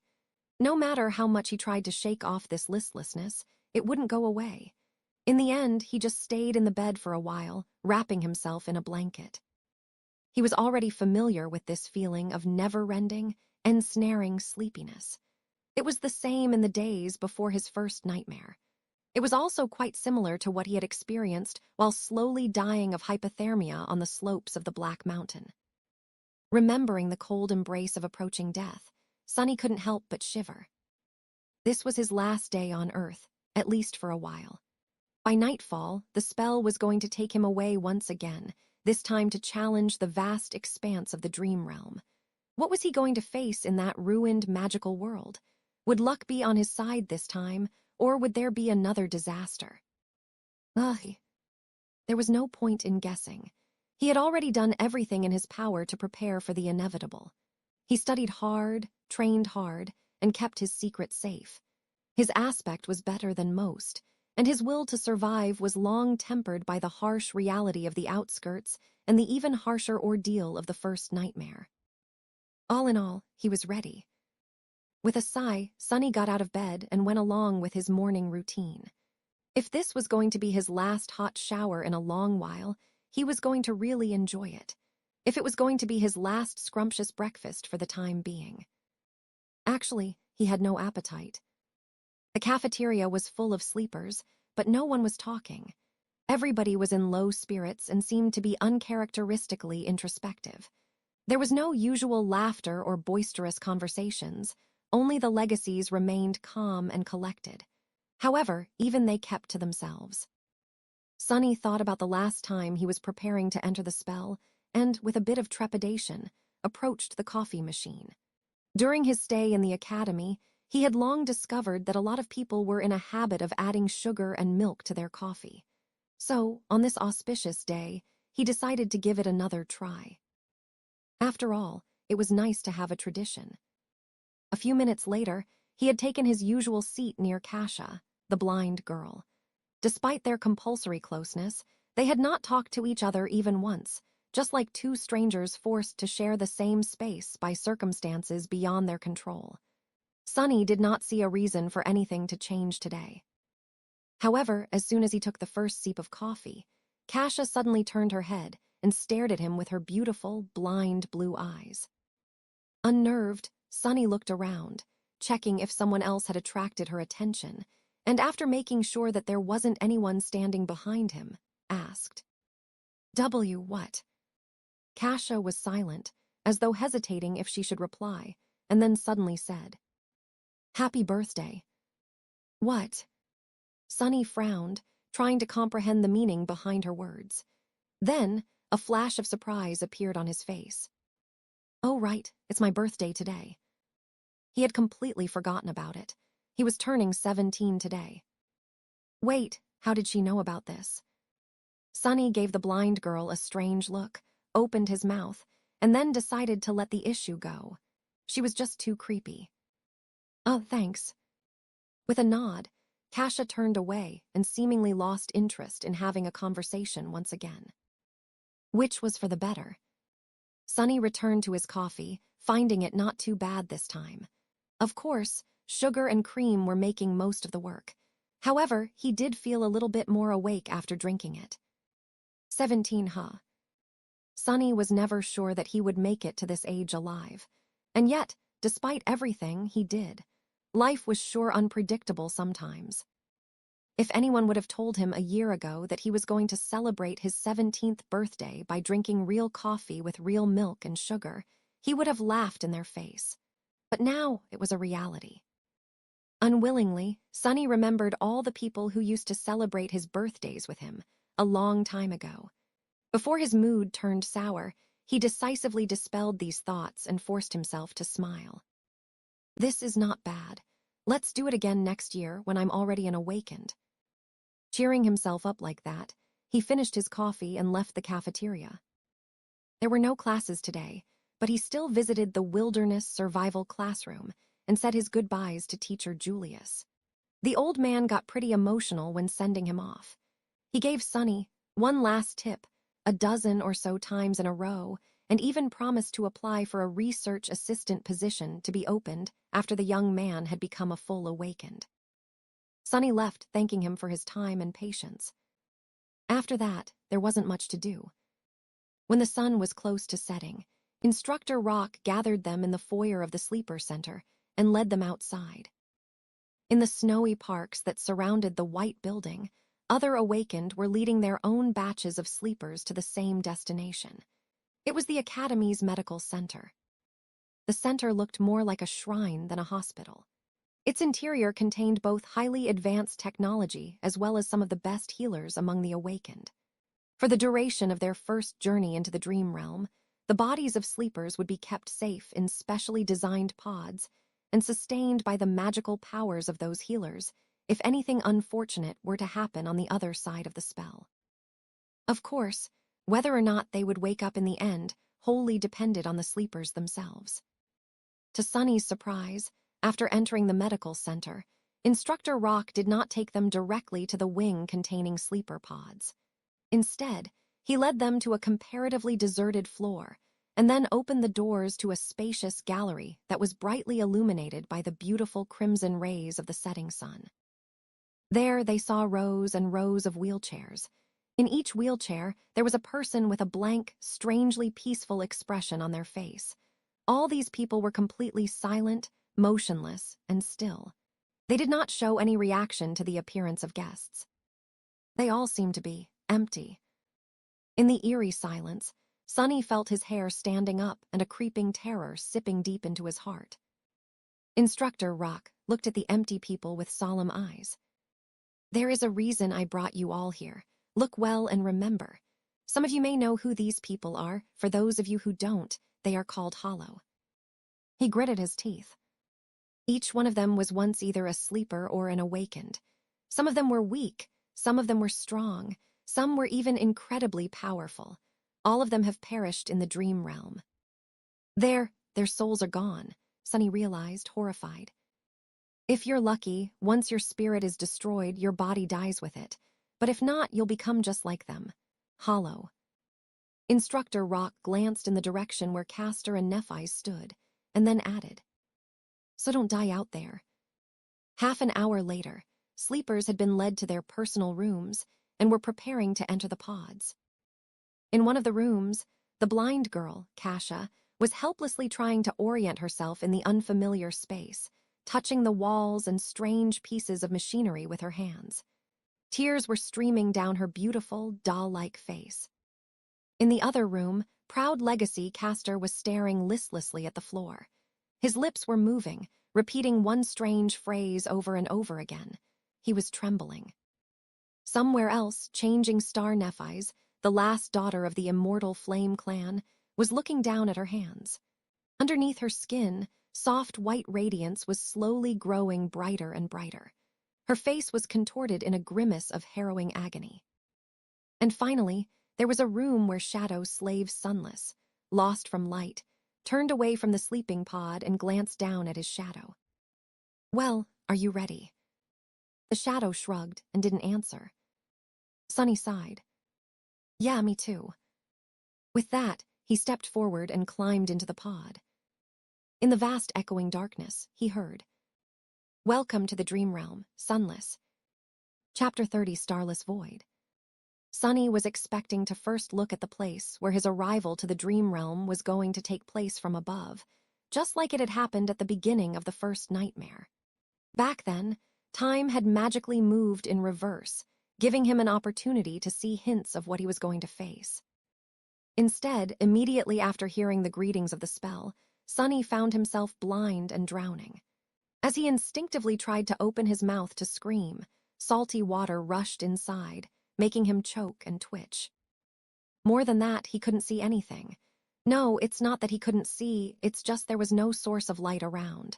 Usually, darkness wasn't a problem for Sunny, but for some reason, his sight wasn't working anymore. Maybe the seawater he was submerged in was blocking it. If it wasn't for the special space perception that the affinity to shadows gave him, he would have been completely disoriented. With its help, though, he barely managed to understand which side was down and which side was up. Luckily, Teacher Julius's lessons had included swimming. Swearing to thank both the old man and master jet once he came back, Sunny forced himself to stay calm and began to swim upward. In a few long and tense seconds, his head broke through the surface of the water. Sunny was finally able to draw in a deep, hoarse breath. Breathe, breathe, you're still alive. After sucking in enough air to soothe his burning lungs and compose himself to a certain degree, Sunny carefully spun in the water, trying to take in his surroundings. What met him was an endless, jet-black expanse of undulating waves. Above them was an empty black sky. There was no moon, no stars, just a dark vastness of repressive nothingness. Sunny blinked a few times, cold dread taking hold of his heart. This is a sea, an ocean. Was I dropped in the middle of an ocean? No, it couldn't be. There had to be solid ground somewhere nearby. As he was gripped by a momentary panic, a remote sound suddenly drew his attention. Sunny turned around and saw a triangular dorsal fin moving in his direction. Luckily, it was still hundreds and hundreds of meters away. Wait, if it's so far away, then how come I can see it so clearly? Despite being submerged in water, Sunny still felt like there was suddenly cold sweat all over his body. By his estimation, that dorsal fin was at least 5 meters tall. It was rapidly approaching, growing visibly larger with each second. Damn you, spell. With eyes full of horror, Sunny spun again, desperately trying to find something, anything, to save him. And there, a short distance away, he finally noticed a black mass protruding slightly above the water. Not wasting even a second on thinking, he started to swing his arms and legs, swimming in the direction of the black mass with a considerable speed. However, no matter how fast he swam, the giant shadow of the unknown creature was closing the distance between them much faster.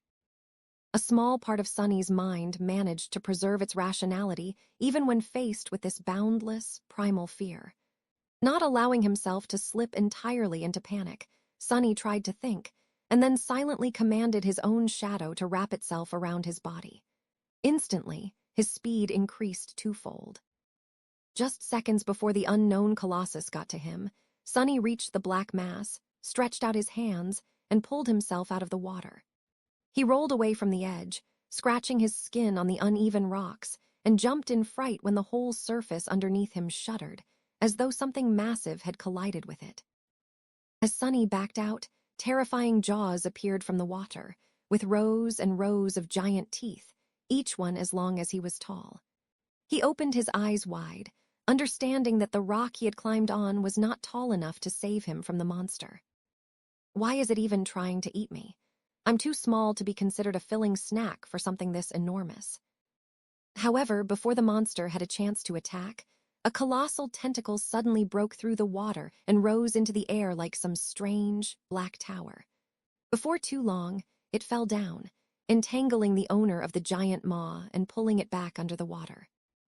Sunny lost the feeling in his legs and plopped on the ground, his mouth opened. His whole body was shaking. A few seconds later, the dark sea was calm again, as though nothing has happened. The indifferent waves continued to move silently under the lightless sky. So it wasn't trying to eat me, he realized, frozen. It was trying to run away. A few minutes later, Sunny was pretty sure that nothing was going to devour him, at least not immediately. With that certainty, he was finally in a state of mind to stop trembling and explore his surroundings a little. The black mass he climbed onto turned out to be a single stone platform of around 12 meters in diameter. Its surface was mostly flat, covered with grooves, and somewhat dry. Due to the regular shape of its edges, it seemed more like something man-made than a natural formation. But then again, here in the dream realm, it was hard to be sure that something man-made was actually made by humans, as opposed to. Better not to think about it. The platform wasn't connected to anything, existing as a tiny island in the sea of darkness. There wasn't anything else above the water for as far as Sunny was able to see. After discovering that fact, he also realized something else. It was that he was wet, cold, and completely naked. In his defense, the clothing situation was the last thing one would think about when trying to save themselves from abyssal monsters. Also, it's not like someone was here to witness his stark paleness and private bits. Still, it was sort of cold. Sunny summoned the puppeteer's shroud and watched as dark gray garments covered his body. It even came with a pair of high, soft-soled leather boots. Clad in gray fabric and lusterless leather, he suddenly felt much safer. Not to mention warm. After that, Sunny sat down in the middle of the platform, as far away from water as he could, and tried to remember the unique characteristic of every explored region of the dream realm he could think of. Unfortunately, none of them matched this starless, dark void. Of course not, he thought with a bit of resentment. Even if some unlucky humans had ever come here, I doubt that they were able to return to the real world alive. Not with those things hiding underwater. Not yet desperate enough to leave the platform and try to swim away in search of land, Sunny decided to wait and see. Maybe something was going to change as time went by. With a soft sigh, he habitually looked for his shadow. However, due to the total darkness that surrounded him, it couldn't really be seen. He just barely felt its presence. This must be a paradise for you, right? All this gloom and not a star in sight. The shadow, of course, did not answer. Anyway, good job earlier. With a nod, Sunny lay down, using his hands as a pillow. Not thinking about much, he stared into the black sky and waited. The sound of the undulating waves was, actually, quite relaxing. After a while, he closed his eyes and listened. Minutes merged together, growing into hours. Suddenly, Sonny caught a slight change in the sound of the sea. It was as though something was shifting. He opened his eyes and noticed that one corner of the sky was slowly turning gray. Soon, a glimpse of a pale sun could be seen rising above the horizon. A new day had come to the starless void. And with it, the dark sea suddenly surged. Chapter 30, One Low Tide. The black, opaque water suddenly surged and seethed, as though a living creature desperately trying to avoid the pale light of the coming dawn. Sonny slowly rose and, after some thought, carefully approached the edge of the stone platform. Looking down, he blinked and then kneeled to make sure that what he saw wasn't an illusion. The sea seemed to be receding. Slowly at first, and then faster and faster, the water level was dropping. The circular stone formation he had been taking shelter on used to barely protrude out of the waves, but now there were meters and meters of wet rock between him and the restless surface of the sea. As the sun climbed up, the monstrous ebb tide continued. Soon, Sonny found himself standing on the edge of a tall cliff, with 100-meter drop separating him from the churning waters. Beneath him, the rock formation broadened and changed shape. However, from his vantage point, it was hard to determine what that shape was exactly. At that time, the dark surface of the water began to be punctured here and there by sharp crimson blades. As it dropped even further, it was as though a crimson forest was slowly rising from the black depths. The trees were made of something resembling coral, growing chaotically into each other and stretching toward the sky. They were colossal in size, with irregular protrusions entwining and merging together, looking monumental and eerie in the black and red reality of the sunlit void. The labyrinth formed by this strange reef stretched as far as Sonny could see, broken here and there by protruding cliffs, sudden chasms, and distant natural features. Half an hour later, utterly shocked, Sonny stared down and realized that the sea was completely gone. If not for the black seaweed left hanging on wet rocks and scarlet pillars of coral, he would even doubt if it was ever there. His small circular island had turned into the peak of a strange, towering, irregularly shaped cliff. Looking down, he felt his head spinning. By then, the night had already fully retreated, letting morning finally take its place. I'm not seeing things, am I? Sonny thought, pinching himself. What the spell was that? Despite the sudden disappearance of the dark sea and its hidden monsters, Sonny was in no rush to climb down from his circular stone platform. Firstly, he felt that if the sea was able to disappear, it was surely able to come back, perhaps at any moment. Secondly, he did not know what dangers the coral labyrinth was hiding. Perhaps there was something even scarier than the owner of the giant tentacle down there. But that did not mean that he wasn't going to explore. Coming back to his spot in the middle of the platform, Sonny sat down and commanded his shadow to separate itself from his body. Then, taking control of it, he approached the edge of the platform and nimbly slid down. Habitually moving from one shadow to another, he began the descent. At this moment, Sonny was glad that shadows had no weight and were not affected by gravity. While the shadow was busy climbing down, Sonny yawned. Say, don't you think that you need a name? Although his shadow was already too far away to hear him, they still could communicate through their shared connection. Of course, the fact that it did not mean that it would. The shadow was sort of taciturn, mostly because it didn't have vocal cords and was unable to speak. Plus, its temper wasn't that great. How about shameless? No. What about shady? Also no. And what about something simpler like what? Well, do you have suggestions then? All right. We'll shelve this conversation for later. By the time he was done with this short monologue, the shadow had already reached the bottom of the cliff. The range of shadow control was not limitless, but it was just barely enough to explore their nearest surroundings. Entering the labyrinth, Sonny found it to be extremely disorienting and convoluted. The paths between coral pillars were sometimes broad, sometimes narrow. They twisted and turned without any logic, often leading to dead ends or even back to where he started. More than that, some paths entered inside the coral mounds, turning into dark tunnels. The labyrinth was vast and multi-layered. making Sunny's head hurt after multiple fruitless attempts to memorize the layout of the nearest pathways. In the end, he sent the shadow up, forcing it to climb on top of the crimson forest and start jumping from one sharp coral blade to another, knowing full well that he himself would not be able to do the same. Soon, he circled the strange cliff and froze, scared by the sight of what was happening in its shadow.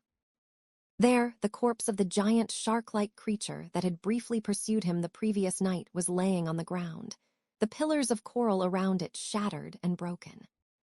More precisely, half of it was there, with grotesque innards spilling out of the terrible wound and stretching far away into the distance. The other half was gone, as though it had never existed. Around the corpse, hundreds of smaller monsters were scurrying, tearing away and devouring its flesh bit by bit. Each of them was about 2.5 meters tall, looking like a weird mix of a demonic crab, a centaur, and a nightmare. They had 4 pairs of long, segmented legs that ended in scythe-like protrusions. At the front, a human-like torso was protruding from the carapace, also clad in thick chitinous armor. The head, if it was even the appropriate word, was situated directly on top of the torso, with no neck in between. It had 2 narrow eye slits and a viscous-looking mouth with several slimy mandibles. Instead of hands, the monsters had 2 enormous pincers. Currently, they were all using those pincers to tear off chunks of meat off the desiccated corpse and stuff them into their mouths. From time to time, a fight for an especially juicy piece of meat would break out, ending up in a few monsters being torn apart and quickly devoured by the victors. Sunny swallowed, both because the sight of heavily armored, powerful monsters made him nervous, and because looking at them feasting, he suddenly felt very hungry. Each of them seems like trouble, and there are hundreds of them. His luck, like always, was awful. At least I don't have to wonder why the labyrinth feels so empty. All the inhabitants are having a party. Feeling a little bit comprehensive about turning his shadows back to the monsters, Sunny commanded it to look back and study the cliff he was taking shelter atop of. Something about it was making him feel uneasy. The shadow turned around and looked up, taking in the sight of the strangely shaped cliff. It took Sunny a few minutes to shift his perspective and recognize it for what it was. That's a finger, that's a hand, that is a sword. He blinked. It's a statue. Indeed, the cliff was man-made. It was an ancient, colossal statue at least 200 meters tall. The scale of it was so massive that it boggled the mind. From what Sunny could see, it depicted a knight clad in an elaborate plate armor, with 7 shining stars carved into his breastplate. In his hands, he was holding a gargantuan sword, pointing it to the ground. However, the most striking thing about it was that the giant stone knight was missing his head. In fact, the roughly circular platform Sunny was standing on turned out to be the top of his neck. And by the looks of it, the head wasn't missing by design. It was as though something, or someone, had violently tore it off at some point in the distant past. Sunny walked around the platform, looking down from all sides, but didn't notice the head lying anywhere near. What on earth is this place? Without any hints to find the answer, he led his shadow back to the giant's neck and settled at the western edge of it, studying the feasting monsters. He didn't move until the sun was about to set. Just as Sunny expected, as soon as the sun touched the horizon, a deafening rumble could be heard coming from somewhere below. The monsters instantly stopped their feast and scurried away, some hiding inside the coral pillars, some simply burying themselves in the soft soil. A few minutes later, the first streams of black water appeared in the labyrinth. Their volume quickly grew, and soon an apocalyptic flood devoured everything around. The sea was returning with the approach of the night. Sunny stared at this unimaginable process, thoughts churning in his head. In an hour, the circular platform was the only thing above the dark waters once again. Chapter 32, Making a Choice. With an empty stomach and a head full of thoughts, Sunny returned to the center of the platform and sat down. After a while, he beckoned to his shadow and said, "Wake me up if anything happens." Then he closed his eyes and tried to fall asleep. His consciousness quickly slid into the sweet embrace of darkness, giving Sunny some well-needed rest. In the middle of the night, however, a sudden impulse stirred him awake. Sonny jumped to his feet, his groggy mind full of tense apprehension. He was afraid that the owner of the giant tentacle had come back to finish the job. Or maybe some other horror from the depths had sensed him and decided to snack on human meat. However, the sea was quiet and calm. He didn't hear any abnormalities around the night statue. "What is it?" Sonny whispered, addressing the shadow. The shadow silently pointed him in a particular direction. Turning his head, Sonny squinted. He quickly understood why it was a good idea to wake up. Otherwise, he wouldn't have been able to see. Out there in the distance, a few kilometers away, a small orange light was shimmering in the darkness. Its reflections were rising and falling with the movement of waves. It was too far away to make out any details, so Sonny just stared at it for a while. Pretty soon, the light disappeared. Other sleepers, natural phenomenon, or some monster laying a trap. Memories of nightmarish deep-water creatures immediately came to his mind. Shaking his head, Sonny lay back down and attempted to return to his slumber. However, this time sleep was escaping him. Pangs of hunger were still not unbearable, but slowly becoming more and more intense. The thirst, however, was worse. In the end, he remained awake up until the sun rose again, sending the dark sea in retreat. As soon as the morning came, the pincer monsters crawled back from their hiding spots and rushed to the giant carcass to continue their feast. Sonny watched them for some time, and then walked to the opposite side of the platform to take a look in the direction where he had seen the mysterious light the previous night. At a considerable distance from the headless statue, 5 or 6 kilometers away, the ground rose naturally and formed something akin to a hill. On top of that hill, an especially massive coral pillar rose to the sky. From the looks of it, its upper branches were just high enough to stay above water in the night. Various ideas stormed into Sonny's head, but at the end of it, only 2 questions were really important. First of all, would he be able to find the way through the labyrinth and cover that distance during the day? And more importantly, should he even attempt to do it? After all, there was no indication that the source of the mysterious light was something beneficial, as opposed to dreadful and deadly. Not having enough information to make a choice, Sonny settled back to study the monsters. He did, however, send the shadow to investigate as far into the labyrinth as the range of shadow control allowed, hoping to chart at least the beginning of the path that could potentially lead him to that hill.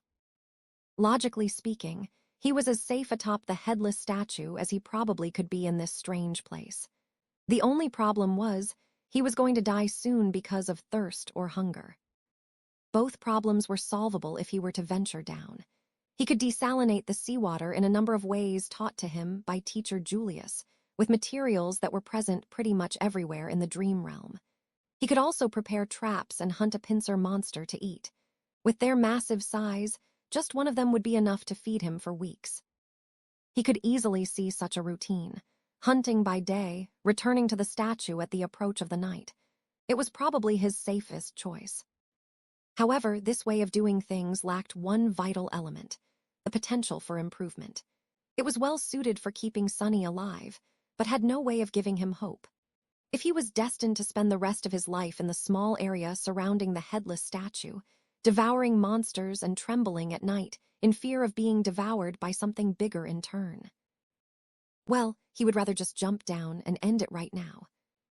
That pretty much meant that the only choice left for him was to try and reach the source of the orange light. And if Sonny was really trying to attempt it, he had to do it before the pincer monsters were done consuming the giant carcass. That way, at least, the surrounding segment of the labyrinth was going to be free of them. Firm in his choice, Sonny decided to leave the headless statue the next morning. He would spend the rest of today exploring paths through the labyrinth and preparing himself mentally. With that, he closed his eyes and concentrated his perception on the moving shadow. In the night, a sudden storm descended upon the dark sea. Sonny was stirred awake by the shadow in time to prepare himself for the crushing winds and the pelting rain. Usually, rain always put him in a bad mood, But this time he was too thirsty to think about anything except for fresh water. Staying low so as to not be blown over the edge of the platform, Sonny cupped his hands and waited until they became filled with rainwater. Then he raised them to his mouth and greedily drank. Strikes of lightning illuminated everything above the churning sea. If anyone were to see Sonny now, they would have noticed a wide grin on his face. The storm continued to rampage for several hours. Sonny crouched in the middle of the platform, enduring its rage. More than once, a tall wave would crash into the headless knight's neck, threatening to wash him away. But Sonny held tight to the deep grooves in the stone surface of the platform, sticking to it like glue. By morning, when the storm finally dissipated, all of his muscles were sore. But there was no time to waste. As soon as the monsters came back to the carcass, with a few stragglers quickly following behind, he slid over the edge of the platform and began to nimbly climb down. Sonny had to thank wilderness survival classes once again, since he had been taught the basics of rock climbing as well. Teacher Julius was adamant about giving his student a crash course in all possible forms of traversal. Additionally, Sonny had already scouted the optimal way down and memorized the best holds and indentions to grab onto with the help of his shadow. Soon, his feet finally touched the ground. Despite the fact that leaving the safety of the headless statue was going to put him in considerable danger, Sonny instantly felt his mood improving. Remaining passive for the last couple of days did not suit his character well. Now, even if his plan were to end in failure, at least he was going to go down doing something that he had decided to do. Trying and failing was better than not trying at all. The black mud was deep enough to slow him down, but not to the extent he had been afraid of. With some practice, Sonny was soon able to walk at an acceptable speed.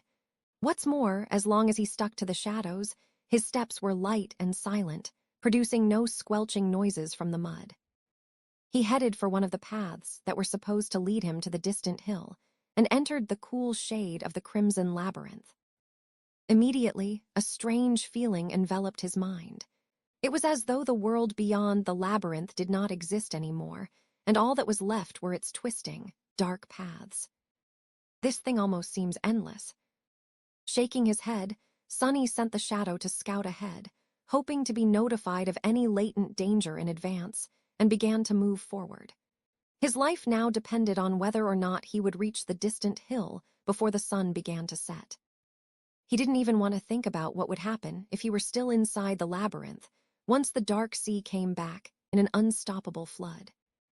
The shadow moved ahead of him, not meeting any hurdles. Sometimes it would climb high to scout the direction of different paths, allowing Sonny to choose the optimal route most of the time. However, he still had to backtrack a considerable distance once or twice, ending up either in a dead end or on a path leading in the wrong direction. Despite that, everything seemed to be going smoothly. Sonny even had time to carefully study the interior of the labyrinth, noticing more details of its composition, as well as a frightening amount of unrecognizable bones hiding in the mud beneath his feet. Because of how well things were going, he lowered his guard a little. His arrogance was also to blame. With his extensive preparations and skillful control of the Shadow Scout, Sonny subconsciously patted himself on the shoulder and assumed that everything was going to be fine. That's why, when the mud directly in front of him started to move, he was a fraction of a second late to react. In the next moment, a massive pincer shot out of the ground and tore through the air, threatening to cut his body in half with one crushing strike. Chapter 30, Three Carapace Scavenger. Crap. This was the only thought in Sonny's head as he awkwardly fell backward, allowing the pincer to close right in front of his face with a loud clack. The jagged, chitinous blades were so close that he could clearly see bits of mud sticking to their surface. Sonny landed on his back, narrowly avoiding the unexpected strike. The good thing was that he managed to avoid being injured or even killed. The bad thing was that he was sprawled on the ground, unable to quickly create distance between him and the attacker. The massive pincer was still hovering above. Just as this realization dawned on Sonny, he desperately rolled to the side.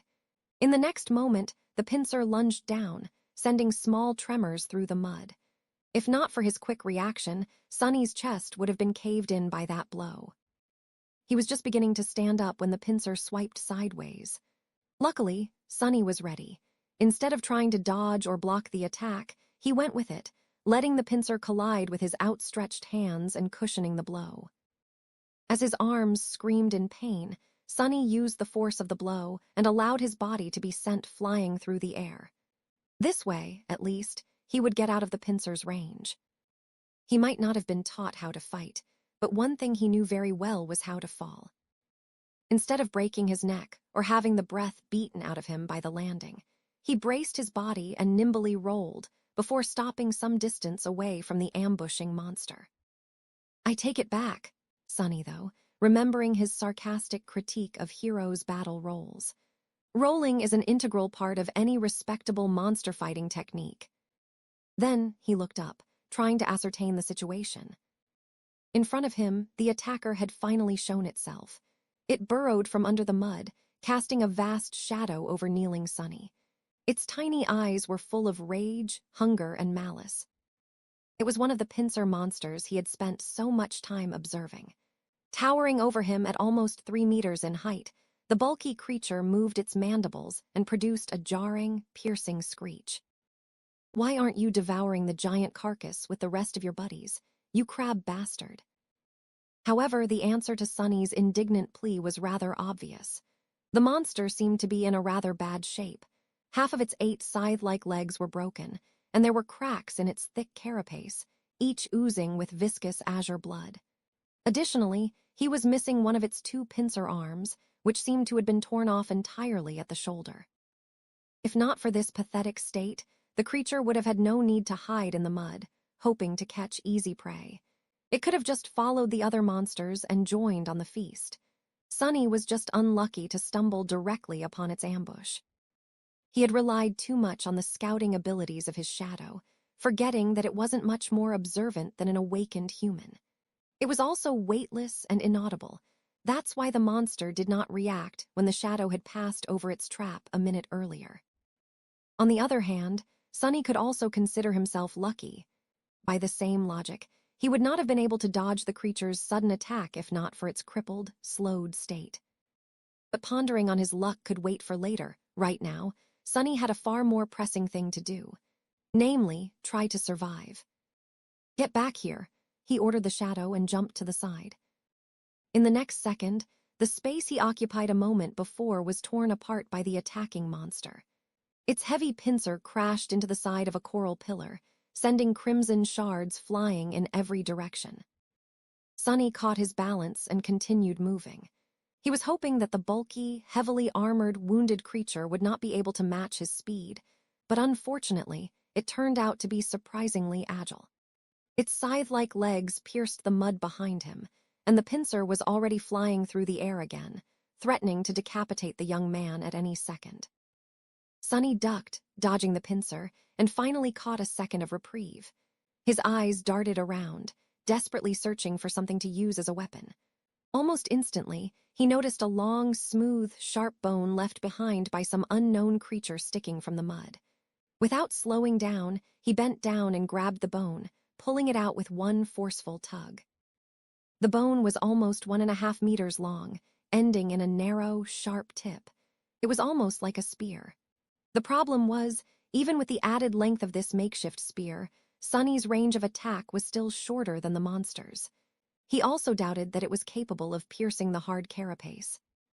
In short, he had to get close and aim for one of the cracks in the creature's armor. However, he didn't dare to. At that short of a distance, the monster could easily crush him into a paste by using just its weight and hulking frame. A crazy idea entered Sonny's mind. A bit shocked, he momentarily couldn't decide whether it was the product of audacity or foolishness. Either way, he wasn't insane enough to actually consider it. At that moment, the pincer lashed out again. This time, Sonny was a little late to evade, and as a result, a sharp pain pierced his left leg. It was grazed by the edge of the pincer.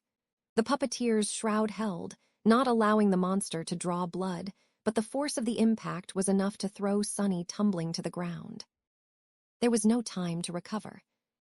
As his eyes opened wide, Sunny understood that it was time to act crazy.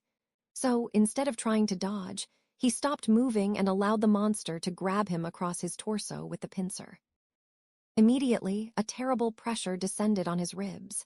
Sunny felt as though he was going to be split apart, but his armor, received from defeating an awakened tyrant, resisted the crushing bite of the monster's pincer. Every muscle in his body tensed, delaying the moment when his insides would be turned into mush. In the next second, Sunny's shadow fell from above, wrapping itself around the puppeteer's shroud. With the protective properties of the armor enhanced, he was able to better resist the pincer's pulverizing embrace. Sunny and the monster appeared to be at an impasse. The young man couldn't free himself from the monster's grip, while the monster could not kill the prey by cutting it in halves with its pincer. They stared at each other. Then, an insane fire ignited in the creature's eyes. It clicked its mandibles and raised Sunny in the air, bringing him closer to its mouth, obviously intent on biting his head off. Why is everyone trying to eat me? Am I that tasty? Sunny didn't struggle as the monster brought him close to its mandibles. He knew he only had one chance to live. In the last moment, Sunny allowed the shadow to flow from Puppeteer's shroud onto the sharp bone he was still clenching in his hand. Then, he gathered all his strength, leaned forward and thrust the bone forward with as much power as he could. Guided by his hand, the dark bone spear shot forward and pierced through the creature's tiny eye, sinking in deep. The other eye of the monster narrowed. Gritting his teeth from the unbearable pain in his ribs, Sunny twisted the bone, trying to do as much damage to the creature's brain as possible. For a couple of seconds, nothing happened. Then, he felt the pressure on his body diminishing. The pincer opened, letting Sunny fall down. As he hit the mood, the hulking monster crashed to the ground, too. The bone spear was still sticking from its head, bathed in the streams of azure liquid. Sunny moaned and drew in a raspy, painful breath. You have slain an awakened beast, carapace scavenger. You have received a memory, azure blade. Your shadow grows stronger. Chapter 30, For Only Steel Remembers. Sunny was sprawled in the mud, trying to catch his breath. The subtle voice of the spell echoed in his ears. Your shadow grows stronger. Immediately, he felt a slight change. His body grew a little bit stronger, his vision a little sharper, his skin a little smoother. The change was minimal but apparent. What was that? He had a guess, and it was easy to confirm. Sunny summoned the runes. Shadow fragments, 14,000. Previously, he only had 12 of the mysterious shadow fragments, with no knowledge on how to acquire more. Now it seemed that the process was automatic. He only had to kill an enemy to absorb a part of their shadow and enhance his own core. More than that, the number of fragments he was able to receive wasn't directly correlated to the number of slain enemies. After a bit of thinking, Sunny came to a preliminary conclusion. Dormant soul cores gave him 1 fragment, while awakened ones gave 2. However, only enemies he defeated directly, more or less, counted. Killing the Mountain King's larva, a dormant beast, had given him 1 shadow fragment. Finishing off the veteran slaver, a dormant human, another. Mountain King itself was an awakened tyrant, which meant that it had 5 awakened cores. With each giving Sunny 2 shadow fragments, he ended up with a total of 12. And now, after killing the carapace scavenger, he had 14. Interestingly, he didn't receive any fragments from the deaths of Shifty, Scholar, and Hero, even though they perished as a result of his machinations. It seems he had to finish an enemy off with his own 2 hands to absorb a part of their shadow. Well, or at least by summoning an ancient dead god. The process was quite similar to how normal awakened increased their power, with the only difference being that the steps of extracting and consuming the corresponding material, soul shards, were skipped in favor of instant absorption. That meant that shadow fragments could not be stored, and subsequently could not be bought or traded. He won't have an opportunity to receive them as a reward for completing missions, providing services, or selling various spoils. If Sunny wanted to grow stronger, his only option was to fight and kill. No peaceful life for me, I guess. Previously, Sunny thought that he at least had the choice to choose a relatively safe path. Many awakened never left the confines of human citadels and never faced nightmare creatures, choosing instead to perform various jobs in the dream realm just as they would in the real world. They received payments in the form of soul shards, which were simultaneously the fuel of one's progression and the universal currency inside the citadels. Sunny was never set on pursuing such a life, but not even having a choice was sort of irritating. Luckily, there was a bright side, too. Without the need to use soul shards to strengthen his core, he would be able to spend everything he earns freely and without concern. After all, after he kills an enemy and absorbs the shadow fragments, the soul shard would still be there, ready to be collected and exchanged for something Sunny might need in the future. That would effectively make him twice as efficient in terms of earning and spending, which was not a small advantage. Additionally, there was the matter of the shadow core. Since both Sunny and his shadow were tied to it, strengthening the core would not only increase Sunny's power, but also enhance the shadow. So, if he were to use it to further empower himself, the actual effect would be stacked, producing a twofold enhancement. So, for each shadow fragment he collected, Sunny would actually be able to rip twice as much benefit as an awakened would from a soul shard. Not bad at all. The future was bright. Provided he survives and gets the opportunity to even have a future, of course. Sitting up, Sunny moved his eyes and found the cluster of runes describing his memories. Azure Blade. Had he finally gotten a weapon? Memory, Azure Blade. Memory rank, Awakened. Memory type, Weapon. Memory description. On this forgotten shore, only steel remembers. Interesting. Not very informative, but interesting. Sunny summoned his new weapon, and a sharp, light sword immediately appeared in his hand. It was about 1 meter long, including the handle. The blade was straight and single-edged, ending in an angular tip. It was forged out of azure steel, with a beautiful layered pattern. Deep inside the steel, white sparks could be seen. The crossguard was minimalistic and simple, offering almost no protection to the wielder's hands. If Sunny knew his way around cold weapons, he would have called it a Tang Dao.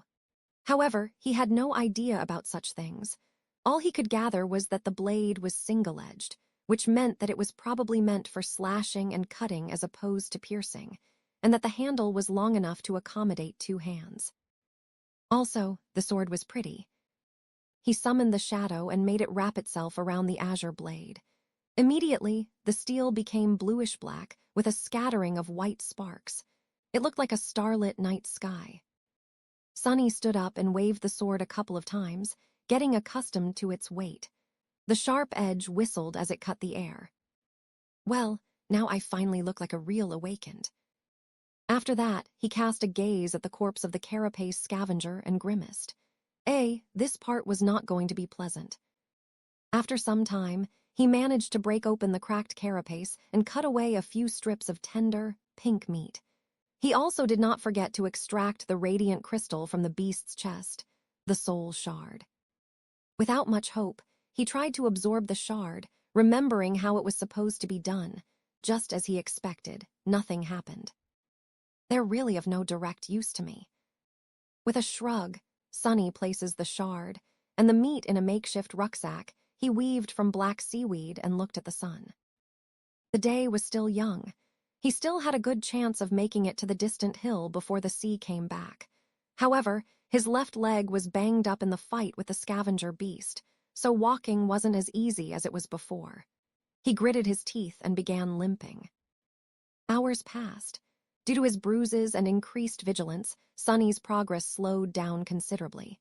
He was sweating and grinding his teeth, feeling pain with each step. What's worse, the further he reached into the labyrinth, the more confusing and entangled the paths became. Even with the shadow's help, he constantly had to backtrack and struggled to move in the right direction. Crap.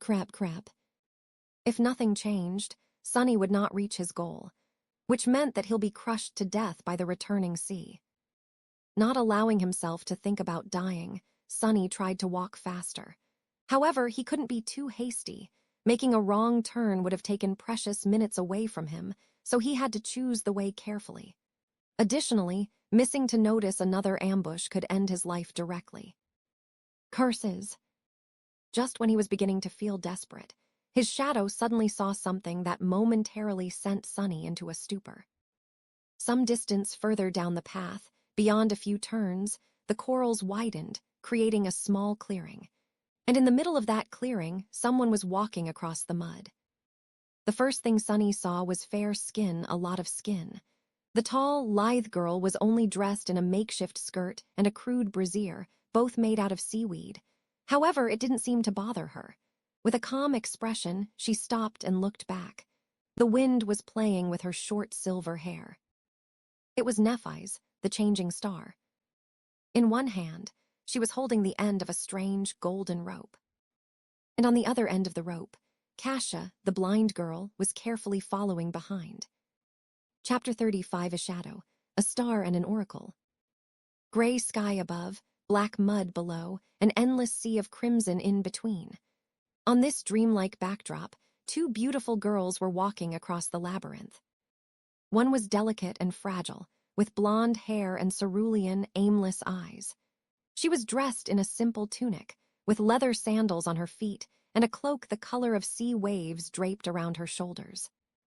The other was tall and lithe. She had silky silver hair and clear gray eyes. Her revealing clothes were crudely made out of black seaweed, leaving her fair skin and athletic build exposed. She was poised, alert, and barefoot. A golden rope connected two girls together. Wow, what a sight, Sunny thought. He suddenly regretted that he was not an artist. The picture just begged to be made into a painting. Wait, why am I thinking about that? People, I found people. His heart skipped a bit. If Nephis and Kasia were here, then the orange light from before, most likely, had something to do with them. Which meant that they knew how to get to the tall hill. Which meant that Sunny didn't have to be crushed to death by the high tide.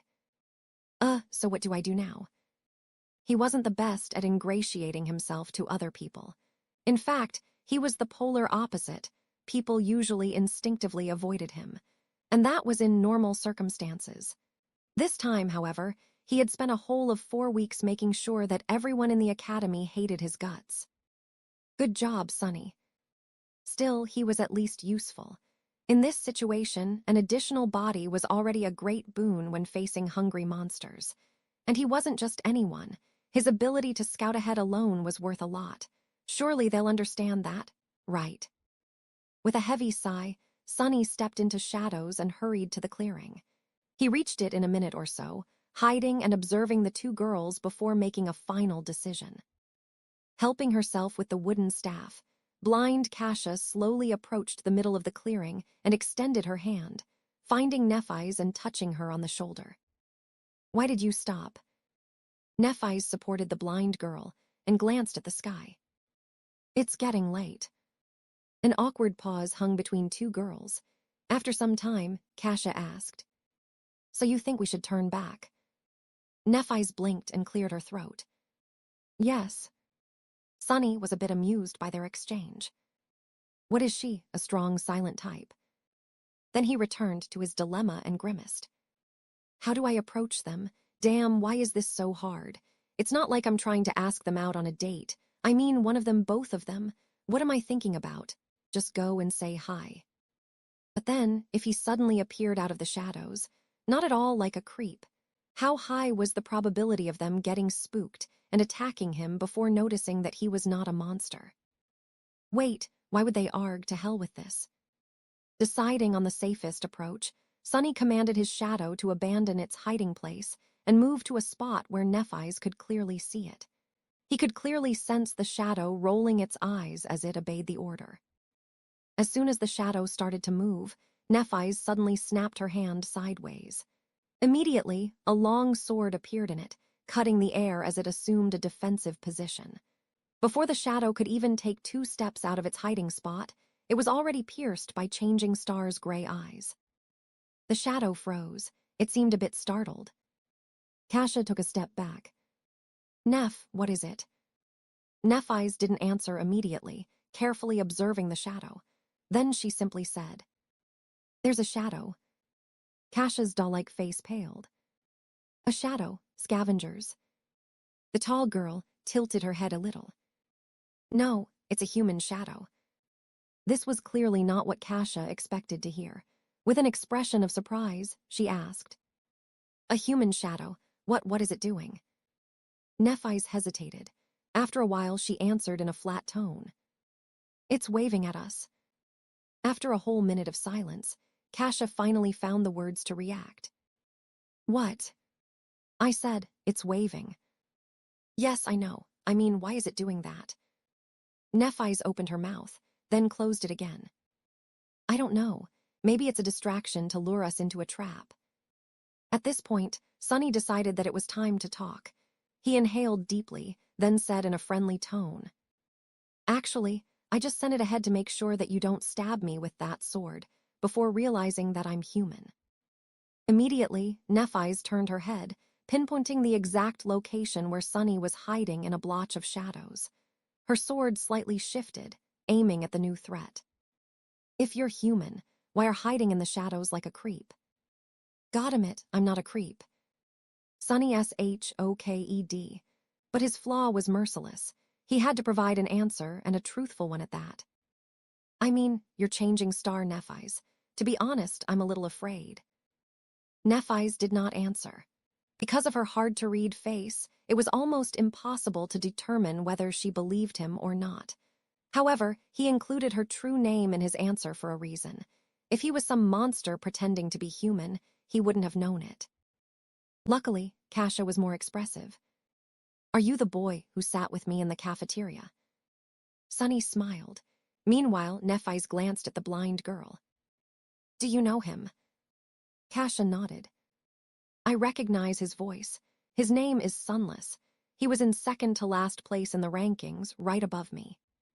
The tall girl frowned, as if trying to remember. Then she asked, "The pervert?" The smile disappeared from Sunny's face, replaced by exasperation. "Oh, come on." Kasha hesitated and didn't answer. "Hey, I'm not really a pervert, you know. I just, said a few things to a few girls. It was all a misunderstanding." Nephise was silent for a few seconds, and then, finally, dismissed her sword.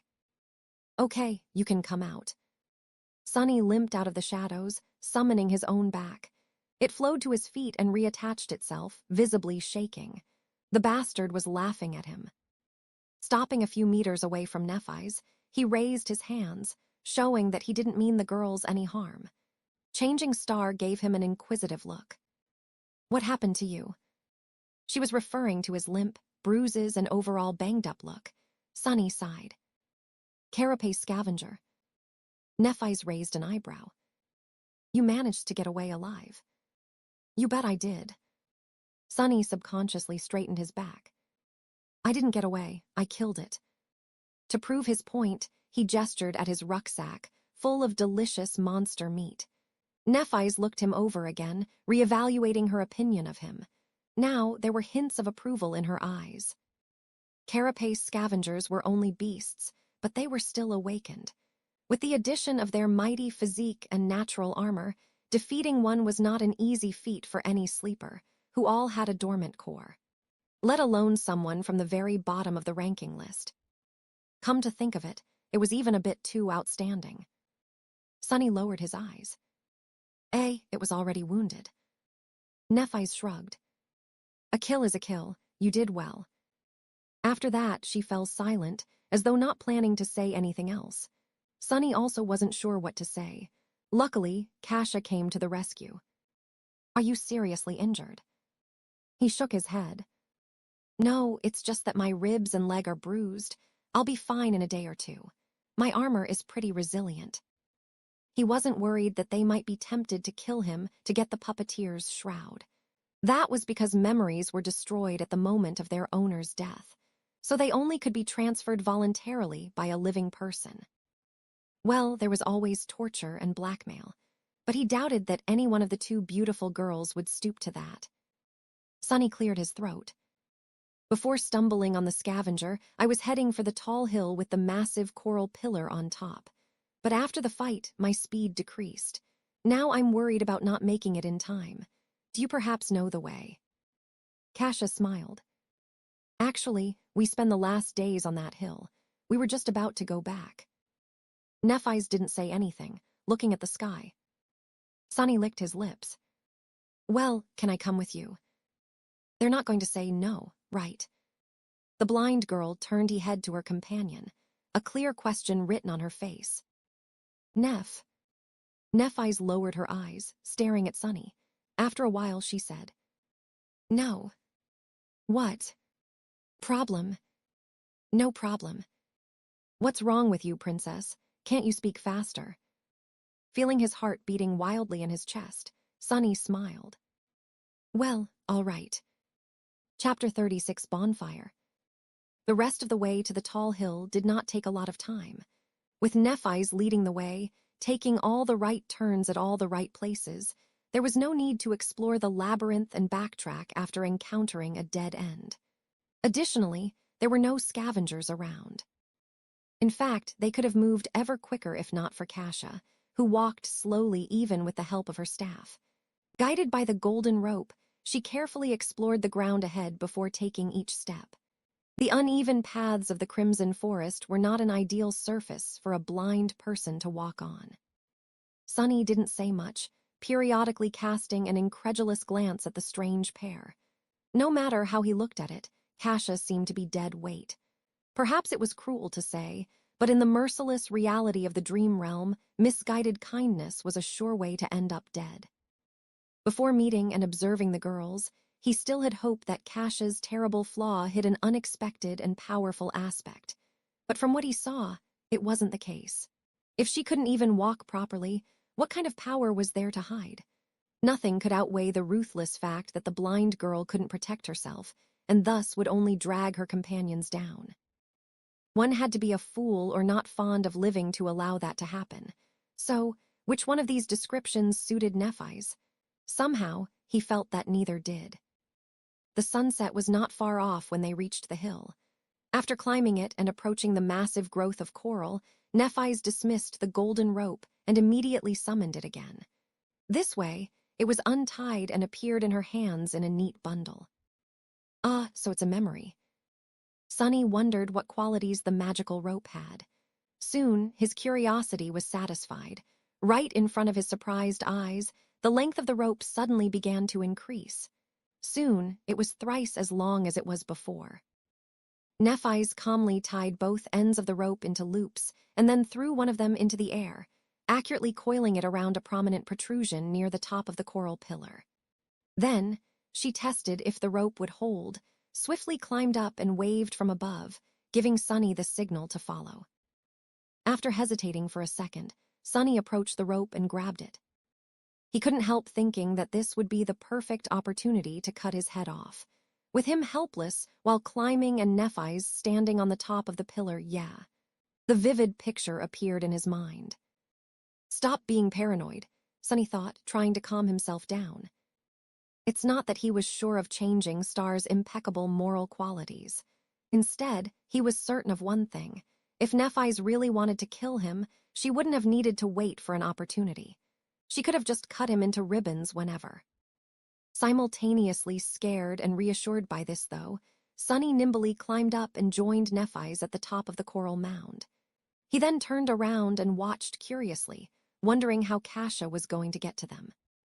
The blind girl dismissed the wooden staff and approached the rope. Then she caught it in a hand, traced it down to the loop at the end, and placed her foot inside. As soon as she was done, Nephi's grabbed the rope and started pulling, lifting Kasia little by little until she had reached the top. She only had to grab Nephi's hand and make a step to join them. How efficient. The coral mound was much larger than the circular stone platform of the giant knight's neck. In fact, it was almost like a small island. At the highest point of the island, hidden behind some coral blades, the girls had made a little camp. There were piles of seaweed to sleep on, strips of scavenger meat drying under the sun, and a fire pit. Sunny pointed to the makeshift fire pit. Was it you 2 nights ago? I've seen an orange light in the distance. Kasia's face darkened. Yes, this was the first time we made a fire, but it turned out to be a really bad mistake. Nephi sighed. Sunny raised an eyebrow, surprised. Why? The blind girl touched her hair and turned her head to Nephise. At night, any light will attract monsters. We were attacked by scavengers first, and then. She paled and didn't finish. But she didn't have to. The memory of the colossal tentacle was still fresh in Sunny's mind. It seemed that he was lucky to meet these two when he had. If not, he was certainly going to make a fire tonight to roast some scavenger meat. I see. Nephise looked at the sky and cleared her throat. It should be fine now. We still have time before the sun sets. After that, she got busy making the fire. Kasha simply sat on a pile of seaweed and waited. Not knowing what to do, Sunny lowered himself to the ground and let his tired, bruised body rest. After a while, he said, I have fresh meat in my rucksack. Do you have water? Kasha smiled. Yes. After that, she extended an arm to him. A second later, a beautiful bottle made of patterned blue glass appeared in her hand. That's a memory I have. It's always full. Sunny took the glass bottle and looked at it with envy. An endless supply of water, huh? Sure beats my super loud bell. Thank you. He brought the bottle to his lips and greedily drank the cool, delicious water. Indeed, no matter how much he drank, the amount of water inside did not seem to decrease. Is it really endless? Kasha touched her hair again. Not really. If you turn it upside down and let the water flow, it will stop in half an hour or so. But then it will be full again pretty soon. At that time, Nephise was already done making the fire. Without looking up, she took Sunny's rucksack and opened it. Immediately, the soul shard rolled out. The tall girl looked at it, then at Sunny. Then she put the shard back in and pulled out the meat. Sunny became tense, preparing a misleading answer. But Nephise did not ask. So he pretended like nothing had happened and continued his conversation with Kasha. It's still a great memory. Getting drinkable water is not an easy task. Kasha nodded and smiled, pleased by his words. Soon, the rich smell of roasting meat permeated the air. At the same time, the sun was beginning to approach the horizon. A loud rumble came from somewhere beneath, and first traces of the black water began to appear between crimson walls of the labyrinth. Sunny looked east, where the skies were already growing dark. Then he uncomfortably shifted. Do scavengers come all the way up here? Nephise turned the meat and nodded. Yes, but only at night. In the day, most of them seemed to disappear. Sunny grinned, having an idea of why there weren't a lot of monsters in the labyrinth in the day. That's because they all gather near the place I had been spending my time recently. You should have seen it, the tall cliff to the west of here. Well, it's actually a statue. Kasha opened her eyes wide. A statue, but for you to survive, it should be. Yes, it's a giant statue of a knight, at least 200 meters tall. He is missing his head, so I hid on top of the neck. Anyway, the day we were sent here, 2 sea creatures fought each other near that statue. When the water receded, I saw an enormous carcass lying there, with hundreds of scavengers slowly tearing it apart. Nephise nodded. That would explain the lack of nightmare creature in the day. How long? Sunny blinked. How long what? Changing Star stared at him for a few seconds, making everyone feel uncomfortable. How long? Until they are done devouring the carcass. Oh, 1 day more, 2 at most. Nephise turned away, took the meat away from the fire, and then quickly extinguished it. There's definitely something wrong with that girl. The 3 of them ate in the dimming light of the twilight. The meat was juicy, tender, and indescribably delicious. It was better than anything Sunny had ever tasted, even back in the Academy's cafeteria. Of course, his excruciating hunger played a part in that. From time to time, they would pass the glass bottle to each other. When they were finished with their meal, the dark sea was back, and the night was upon them. Everything was consumed by absolute darkness. Of course, Sunny could easily see both Nephise and Kasha. Under the cover of the night, Changing Star remained pretty much the same. The blind girl, however, allowed her true emotions to show, thinking that no one would see. She seemed much more lost, lonely and frightened than she did in the day. As if trying to resist these feelings, Kasia said in a bright voice, "How about we formally introduce ourselves? I'm Cassie." Nephi's glanced in her direction and shrugged. Neph. Next, it was Sunny's turn. He exhaled, glad that they didn't ask his name directly. Most likely, he would still have been able to provide his human name. However, it also might have depended on the wording of the question. Relieved, he smiled and answered, "I'm Sunless, but you can call me Sunny." Chapter 30, 7 Getting to Know Each Other. Sunny was slowly growing fond of having conversations in the dark. Without the burden of light, people were more relaxed and honest. It reminded him of the frequent blackouts that used to sweep through the city when he was a little kid. His family had no choice but to huddle together and spend a few hours doing nothing but talking to each other. Now, these dark hours had become some of his most precious memories. He was silent for a few moments and then said, "Since we're going to be depending on each other, should we share what abilities and memories we have at our disposal?" This was a logical suggestion. If they were going to fight side by side, knowing each other's strengths was more or less vital. Still, he noticed Nephi's glancing in his direction with a guarded look on her face. Luckily, he was obscured by darkness. "I'll start," Sunny said, both to show his sincerity and to reveal information about himself in a controlled manner. If he took the initiative to talk, he still had to tell the truth, but how much and to what extent was still for him to decide. If they were to ask and he had to answer, however, things would become unpredictable. "My attributes give me an affinity to shadows. I also have a slight affiliation to divinity. Lastly, I am prone to finding myself in unlikely situations." Cassie listened carefully, and then lowered her head as though embarrassed. He is telling the truth. Not that we doubted your honesty." "Why not? I spent so much time earning the reputation of a pathological liar." Sunny cleared his throat and smiled, hiding his nervousness. "Really, that's good to know, but why are you so sure that I am being honest?" The blind girl shifted a little. "Oh, that's my ability. I can see people's attributes. Sometimes I also receive, visions. They can be about the future or the past. I mean, that's what I think. It only happened a couple of times." Sunny swallowed, but then relaxed. "So she is an oracle of sorts. Luckily, her insight is limited to attributes. Otherwise, I'd be in real trouble. Still, I'll have to be careful around her."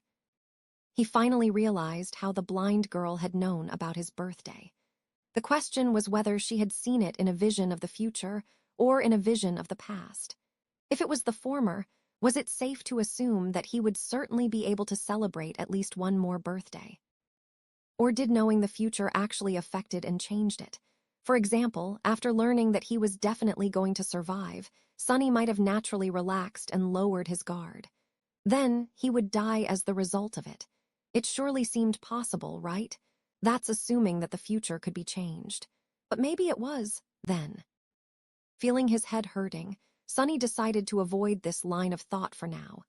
Instead, he hid his inner turmoil and said in a friendly tone, "That's a good ability. Speaking of abilities, you have already seen mine. My shadow can move independently and explore.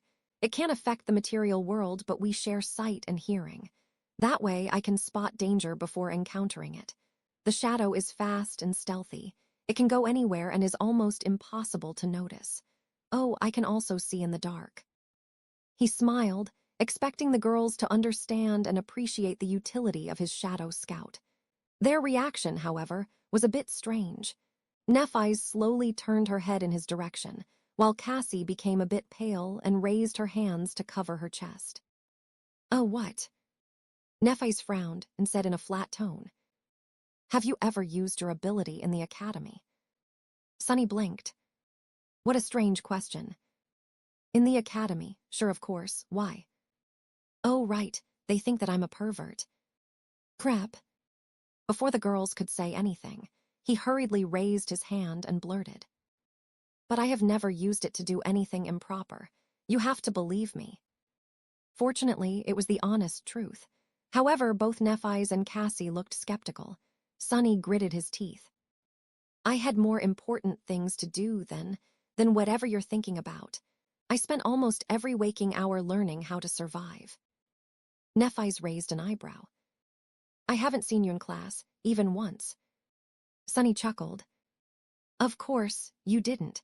While you were busy wiping the floor with other sleepers, I was studying wilderness survival. It was Changing Stars' turn to blink. Wilderness, what? There is such a course. Cassie seemed equally puzzled. Yes, there is. It might seem like an afterthought for most people, but for an outskirts kid like me, who never went to a fancy school or saw a private tutor, learning how to survive in the wilderness is the difference between life and death. Without it, I would have drowned the moment we were sent to the dream realm. On a rare occasion, Nephi's looked completely bewildered. She rubbed her wrists and stared thoughtfully in his direction. I see, I didn't know. Sonny grimaced and struggled to keep the venom from sipping into his voice. When he finally spoke, his tone was light and amiable. That's okay. It's natural for someone of your status not to know. When he mentioned her status, a strange smile appeared on the Changing Star's face. But in the end, she didn't reply. Sonny continued. Anyway, that's my ability. As for memories, I have 3. One is an armor, one is a sword, and the last one is a really loud bell. Now it was their turn to share. After a short pause, Nephi spoke. My attributes give me an affinity to light and fire, as well as a strong affiliation to divinity. I have 2 memories, a rope. While she was speaking, Sonny was looking at Cassie, trying to read her expression. From what he saw, Nephi's was telling the truth, but also not the whole truth. And judging by how hard the blind girl was trying to hide her true feelings, the secret hiding among Changing Stars' attributes was not at all trivial. Interesting. And a sword. The rope is very sturdy and can change its length. The sword is very sharp and can protect its wielder against soul's attacks, to a certain extent. My ability can be used to heal. Sonny didn't miss the wording of the last part. Can be used to heal. Does this mean that its main purpose was something else? He was pretty sure that Nephi's would not reveal all of her cards, just like him. However, healing abilities were extremely rare. Having one that could heal, but was not limited to healing, that would be simply unheard of. But then again, she was Changing Star, one of the few people in history to receive a true name in the first nightmare. If Sonny were to consider his own aspect ability, nothing seemed impossible. I wonder what's her aspect rank is. Outwardly, he pretended to be excited. You're a healer. That's great. Having a healer among us is incredible luck. Cassie nodded and smiled. Neff is also an amazing fighter. You should have seen her dealing with those scavengers. Well, I also did not actually see it, but it sounded very scary. Sonny didn't need anyone to tell him how formidable of a warrior Nephi's was. He had seen it with how own 2 eyes, sort of. Actually, they were his shadow's eyes. Well, whatever it had instead of eyes. Meanwhile, Cassie sighed. It's my turn. My attributes are nothing special. I guess I have an affinity to revelations and fate. My ability is like I told you before. It's not very useful. About my memories, I have 3, the bottle, the wooden staff, and this armor. You already know about the bottle. The staff can create wind. The armor is actually of the awakened rank. Neff gave it to me when we met. It has a very powerful protective charm. So, she's not only carrying Cassie on her back, she even gave away her only clothes. An awakened rank armor at that. What is Nephi's thinking about? The blind girl turned away and added after a while. I used to be a pretty decent fencer before. Now I can't really fight. The last 2 sentences were obviously related to her flaw. Sonny and Nephi's, however, both chose to keep theirs secret. Despite the fact that knowing your companion's flaw was also important for cooperation, and having each other's backs, sharing something like that demanded a very high level of trust. Right now, there was no trust between them, and even if there was, Sonny did not plan to ever share his flaw with anyone. Nephi's, too, seemed to have a lot of secrets. After a while, he said, Good, that's good. I think we have enough tools to survive, provided we use them right. I guess it's time to sleep. In the darkness, Nephi's tilted her head, listening to his words with a distant look. All right, I'll take watch first. Sunny decided to be helpful and said, Actually, my shadow doesn't sleep. It can wake us up if something happens. Changing Star slowly smiled. I'll take watch first. Feeling a bit of coldness in her voice, Sunny sighed and shrugged. Suit yourself. What are you going to watch, huh? You can't even see anything. Whatever. Just don't blame me when something giant swallows us in the middle of the night. Then he suddenly shuddered. Wait, that was not a death flag, right? Right, of course not. No way. Chapter 38 Questions in the Dark. Sleep was avoiding Sunny. For a while, he sat silently in the darkness, listening to the calming rumbling of the waves. In this rare moment of respite, memories of the past few days came flooding into his mind. However, he was too tired to seriously think about anything. He was warm, full, and relatively safe. For now, that was more than enough. Soon, the rhythm of Kasha's breathing changed, indicating that she fell asleep. Nephi's was guarding the camp, motionless and, as always, a bit distant. With her silver hair and fair skin, she looked like an alabaster statue. Sunny sighed. He struggled for a bit and then said quietly, Hey, can I ask you a question? Nephi's glanced at him and shrugged. The lack of an audible response clearly indicated that she remembered about his ability to see in the dark. Sure. Would it be too personal? Sunny hesitated.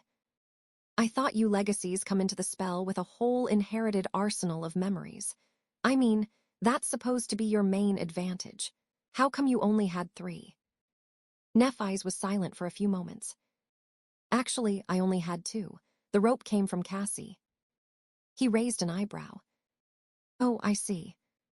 Realizing that her answer wasn't really an answer, Nephi's thought for a while and added, We lost most of our memories when my father passed away.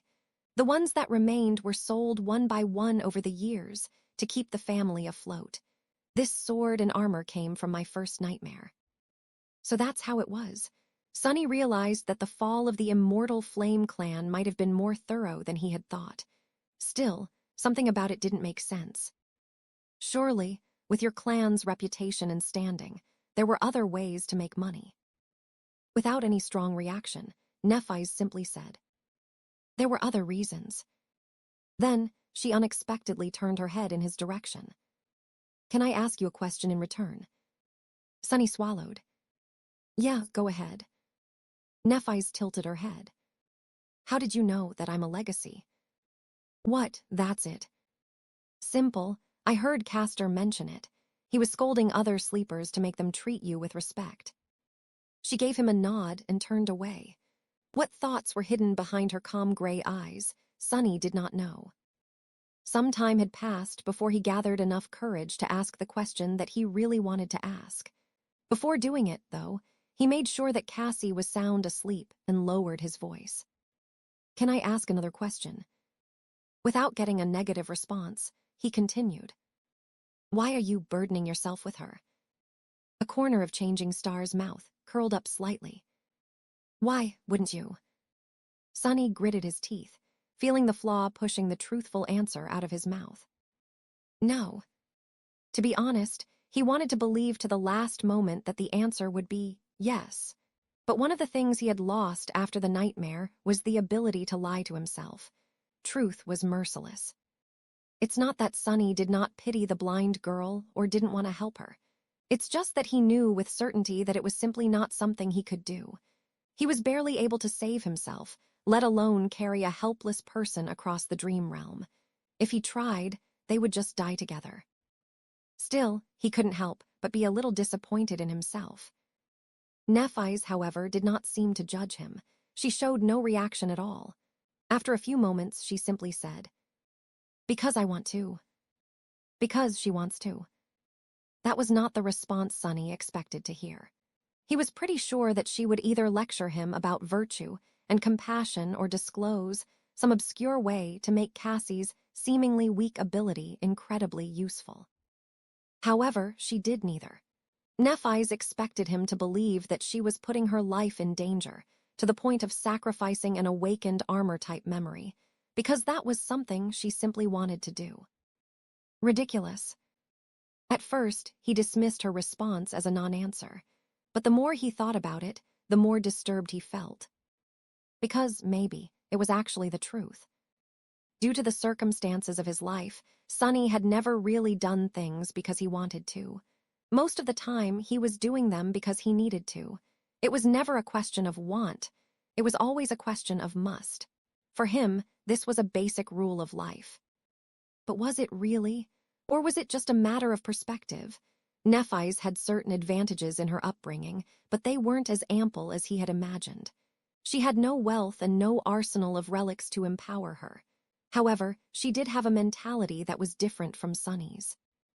It wasn't impossible for her to have the audacity to disregard need in favor of something as frivolous as desire, and do things that a normal person like Sonny would never do.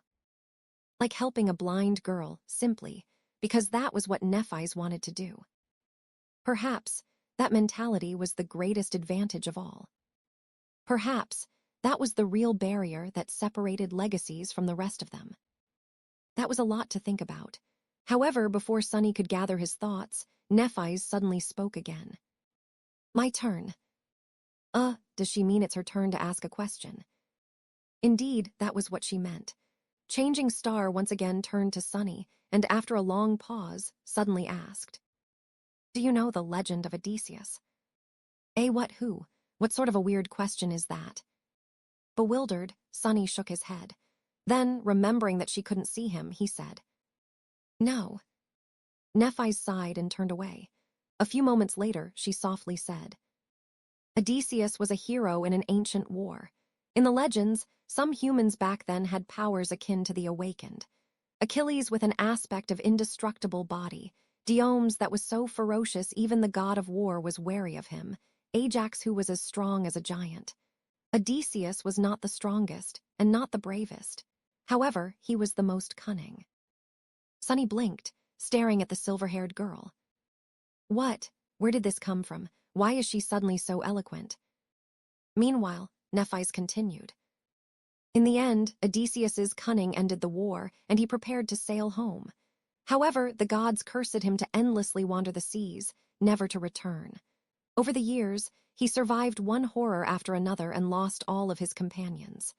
Then, shipwrecked, he found himself on an island where the beautiful fairy, Calypso, lived. Changing Star's ethereal, strangely wistful voice resounded in the darkness, creating an enthralling atmosphere. Sonny couldn't help but listen with the utmost attention. Calypso fell in love with Odysseus and invited him to her palace. For many years, they lived together in harmony. The island was like a paradise, filled with all kinds of wonders, delicacies, and delights. As long as loving Calypso was by his side, Odysseus was even immortal. But the longer he stayed, the more time he spent sitting on the shore, looking at the sea with bleak eyes. Nephise smiled. In the end, Odysseus built a makeshift boat and abandoned the island, leaving all its delights, the beautiful fairy, and even his immortality behind. So my question is, why did he leave? Sonny blinked. What? What kind of a mind game was that? He even considered that Nephise was mocking him, but it didn't seem to be the case. It looked like she was sincerely interested in the answer. Weirdo. He thought for a bit, and then said without too much conviction. Maybe it was because he was far away from home. A fleeting smile appeared on Nephise's face. Far away from home. All right. After that, she turned away and lowered her head, becoming like a statue again. It seemed like their conversation was over. Grumbling internally, Sonny lay down and tried to fall asleep. However, the image of bleak-eyed Odysseus kept appearing in his mind. After a while, he whispered, Well, did he make it back home?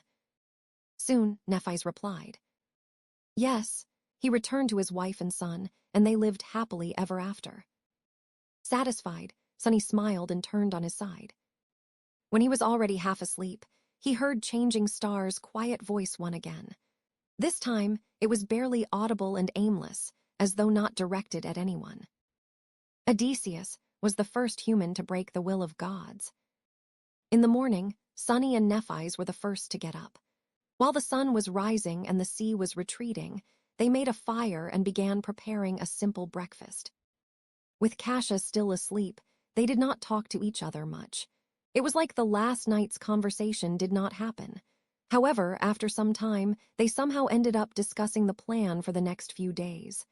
Nephi's had some ideas. With what you told us about scavengers crowding to the west, the logical step would be to start moving east as soon as we can. Of course, north and south are also acceptable, but that won't put as much space between us and the enemy. Sunny nodded, agreeing with that logic. We have explored to the east a little, but not enough to confidently make it to the next high point in a day. That's why the best course of action would be to spend today scouting a path to that group of cliffs over there and move the camp tomorrow. He sighed. Do you have any idea where we are? Would there be a human citadel to the east? Nephi's shook her head. I've never heard of a region that fits the characteristics of this place. In any case, we have to move to find out more. We'll either find a citadel, encounter an unconquered gateway, or die. East is as good of a direction as any. Plus, it's the safest, because there's a horde of monsters to the west. At that point, Cassie suddenly sat up straight. Her eyes were wide open, and her face was a little pale. She looked nervous and excited. Nephi's frowned. Cassie, what's the matter? The blind girl turned to them and smiled. A vision. I had a vision. Like a prophetic dream, Sunny thought, trying to come to terms with this new reality of someone being able to see the future. Or the past. Meanwhile, Changing Star stretched her hand, as though prepared to summon her sword. Are we in danger? Cassie energetically shook her head. No, it's not that. I saw a castle full of people. She smiled and pointed with her finger. I don't know how far it is, but I'm sure that it's in that direction. Sunny and Nephi's looked at each other, not knowing whether to be glad or petrified. Cassie's small, delicate finger was confidently pointing west. Chapter 39, Journey to the West. In the ensuing silence, the smile slowly disappeared from Cassie's face, replaced by confusion. Feeling the sudden tension, she asked, Oh, what's wrong? Sunny sighed. No, nothing is wrong. It's just that direction is the one we wanted to avoid. After some thought, he added, That's where I came from yesterday. There's a lot of scavengers down there. The blind girl's face fell. Oh. Nephi's, who was quietly listening to them, gave him an indecipherable look and finally spoke. Tell us more about the castle. A shadow of the previous excitement returned to Cassie's eyes. With a serious nod, she began describing her vision. I dreamt of a vast, ruined city built of weathered stone. It was surrounded by tall, impregnable walls. Various monsters were wandering its narrow streets. In the center of the city, there was a hill, and on that hill stood a magnificent castle. She smiled. But there were no monsters in the castle. Instead, it was full of people. I'm sure that they were awakened. Some were guarding the walls, some were going about their lives without a care in the world. There was food, safety, and laughter. Well, that sounds great. If this castle really existed, then all of their problems would be solved. Sunny cleared his throat. Did you see anything else? Cassie frowned, trying to remember. Then her face cleared. Yes, I saw Sunny leading me through the gates of the castle. That means we will make it. A brilliant smile appeared on her doll-like face, beaming with so much joy that Sunny couldn't help but curl his lips. Inwardly, however, he was stuck on a certain detail of Cassie's vision. It was that, when talking about reaching the castle, the blind girl only mentioned the two of them. Was there some meaning behind it? Sunny turned his head a little and secretly glanced at Nephi's, trying to discern if she had picked up on that little discrepancy, too. Changing Star, however, was as enigmatic as ever. Without showing much emotion, she thought for a while, and then slowly nodded. Okay, then we will go west. While the sea was still retreating, they had their breakfast and then spent some time planning for the journey and preparing to abandon the temporary camp. In the process, Sunny had a chance to get to know the girls a little better. It was then that he came to a sudden realization, which almost made his head explode from bafflement. That mind-blowing realization had to do with Nephi's. Back when they first met in front of the academy's gates, Sunny had formed a certain impression of the confident, distant girl. Later, her behavior and the different revelations about changing stars past only served to reinforce that impression. Nephi seemed to exist a bit apart from the world. She was mysterious, aloof, and rather cool. Her taciturn character and strange speech patterns made people interacting with her feel unnerved and rattled, often revealing more than they had been planning to. The less she talked, the more she seemed to know. That silent, indifferent confidence was arresting, and sometimes even oppressive. However, that impression turned out to be completely wrong. The actual truth behind the matter had nothing to do with being cool and aloof. After talking to her a bit more and observing their interactions with Cassie, Sunny almost fainted when he realized that Nephi's was simply an incredibly, ridiculously, painfully awkward person. It was as though she had no idea how to talk to people. Every time she tried to convey something, she would either use the wrong words or stumble in the middle of the sentence and fall silent. Her tone never matched what she was trying to say. Often, she would forget to put correct intonations in her speech, making questions sound like statements or vice versa. Added to that was the fact that, like many introverted people, Nephi's was not in a habit of openly showing her emotions. It's not that she didn't have feelings, it's just that she was really bad at emoting them. As a result, her face always looked cold and neutral. That's why, most of the time, she simply chose to talk as little as possible or not to talk at all. All of that added up together, then multiplied by her general weirdness, was ultimately responsible for creating the false image of a mysterious, unapproachable ice princess. When in fact, she was just shy and completely inept in communicating with people. After coming to that realization, Sunny tried with all his might, but still failed to stop himself from staring at Nephi's with wide eyes. He just barely managed to not let his jaw hang open. What the hell? That's not in line with how a protagonist should be. In his mind, Nephi's had definitely been the type of person to be the main character of any event. At the center stage, there were always confident, strong people like her and Castor. People like himself and Cassie, on the other hand, were relegated to exist far away in the background. Now, however. No, that line of thought was also wrong. The fact that Changing Star had problems with expressing herself and lacked social skills did not mean that she was not strong. In fact, it might have meant the opposite. She still achieved everything that she had achieved, but with the added layer of adversity. She was still dangerous. At that moment, Nephi's finally noticed that Sunny was staring at her. She looked at him and, after a long pause, asked in an emotionless tone, "What?" He blinked, extricating himself from this sudden flood of thoughts, and cleared his throat. Nothing. I was just going to ask, when are we setting off?" Nephi's appeared to be thinking. After a while, she turned away and said, "Soon. You really can't manage more than one word, can you?" Utterly bewildered, Sunny hid his emotions and smiled. All right then." In the gray light of morning, they abandoned the tall hill and ventured west, retracing their steps from yesterday. Knowing the path, the small party made quick progress. Nephi's was walking in front, her sword arm ready to strike at any moment. A bit behind her was Sunny. This time, the responsibility of holding the golden rope and guiding Cassie along was entrusted to him. Of course, the actual person, creature, leading them was his shadow. It scouted ahead, carefully observing the labyrinth for signs of danger. The labyrinth was just as it was before, confusing and seemingly endless. Crimson blades of coral protruded from the black mud, creating a vast, tangled forest. However, today something about it felt different. It wasn't long before the shadow stumbled onto a mass of hulking, hungry scavengers. Chapter 40, Weak Point. "Halt!"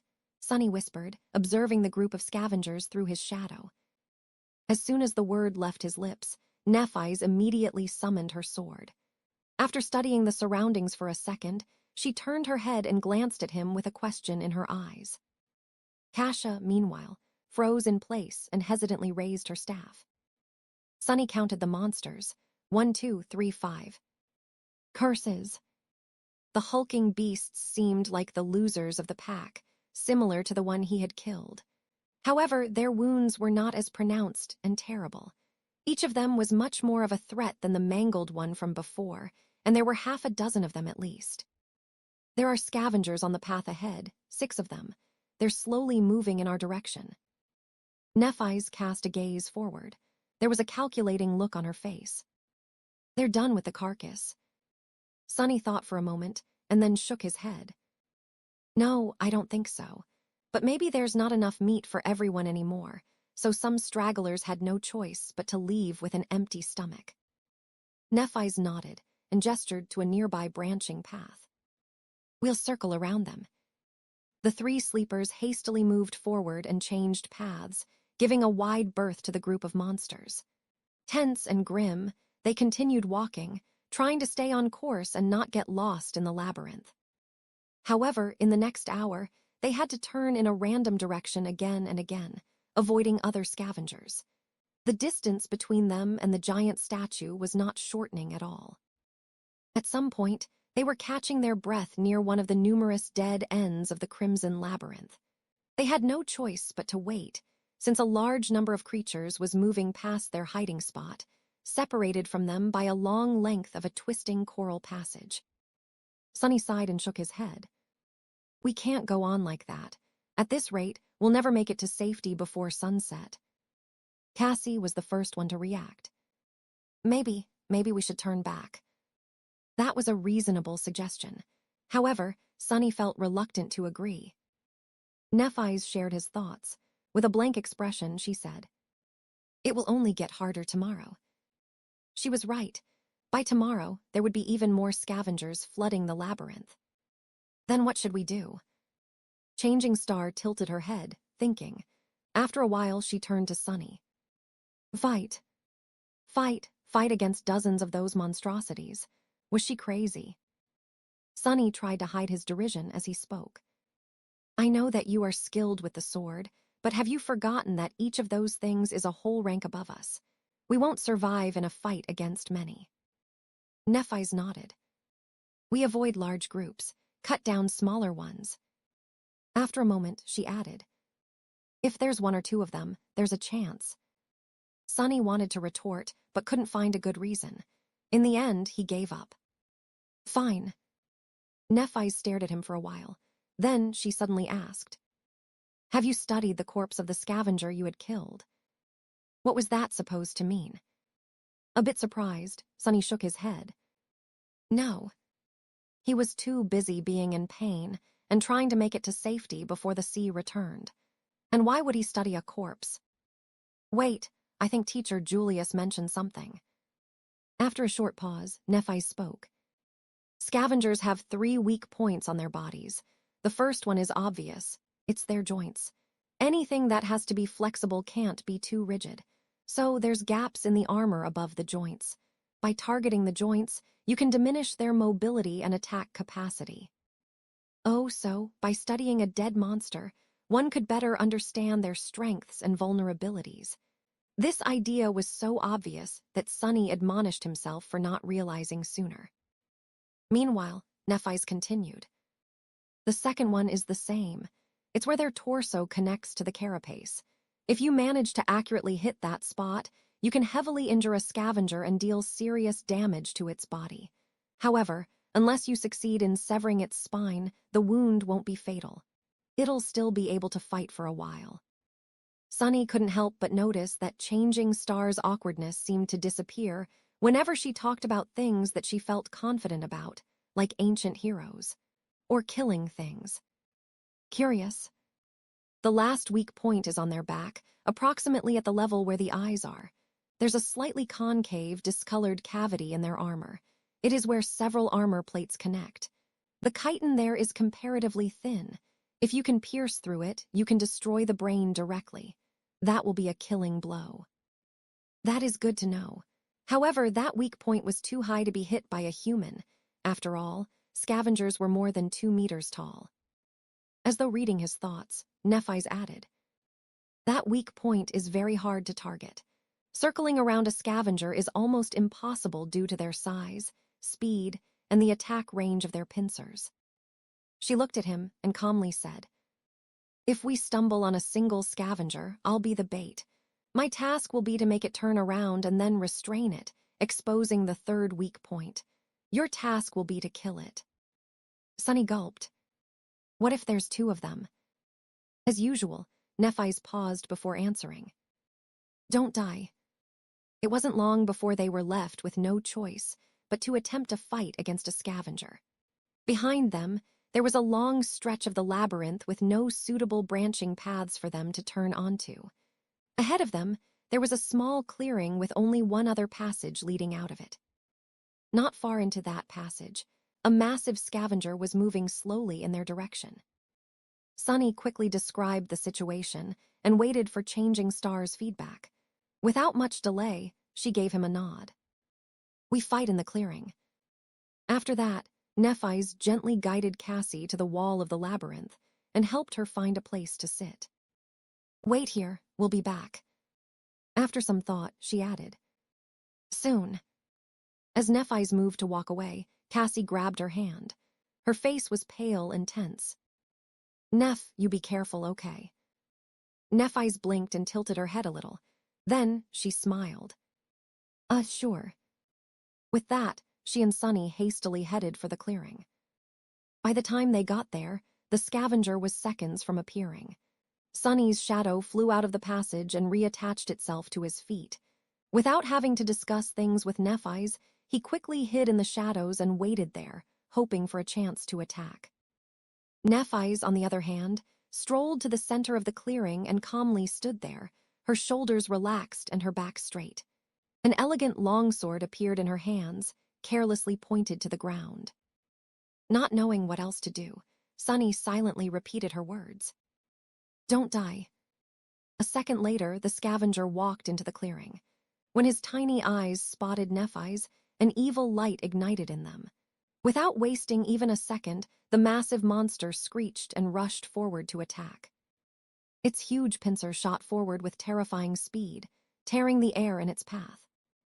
Nephi's swiftly sidestepped, dodging the pincer, then leaped backward, removing herself from the path of the rushing monster.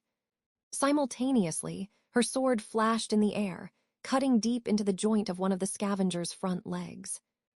Azure blood spattered on the ground. Of course, this small wound was too insignificant to slow the scavenger down. With surprising agility, it twisted and delivered a crushing sideways swipe. Nephi's, who just barely landed on her feet, had no choice but to deflect the blow with her sword. She managed to disperse most of the impact by holding the blade at the right angle, but the remaining force was still enough to throw her off balance. At that moment, the second pincer came down. Instead of trying to regain her equilibrium, Changing Star went with the fall and somersaulted over one hand, ending up distancing herself from the monster a bit. Her sword lashed out again. The follow-up attack followed almost immediately. However, Sunny did not care about the details anymore. The only thing he cared about was that, through this risky series of dodges and leaps, Nephi's had managed to circle to the opposite side of the clearing, forcing the scavenger to turn its back to the shadow in which he hid. It's now or never. Gritting his teeth, Sunny lunged forward. Before changing, Star finished her last dodge. Before the scavenger's pincer crashed on her from above. Before Sunny had time to become scared. He closed the distance between himself and the monster and jumped with all his might, landing on top of its carapace. Then, he used all of his weight to thrust a hand forward. Azure blade shimmered into existence in his grip and was immediately swallowed by the shadow. A breath later, the dark blade hit precisely into the concave, discolorated cavity in the scavenger's armor. With a crack, the chitin broke, allowing the tip of the sword to sink deep into the scavenger's body. The monster shuddered and then heavily fell to the ground. Sunny was thrown from its carapace, landing in the mud with a roll. That easy. It was already over. As though to answer him, the spell's voice resounded in the air. You have slain an awakened beast, carapace scavenger. Your shadow grows stronger,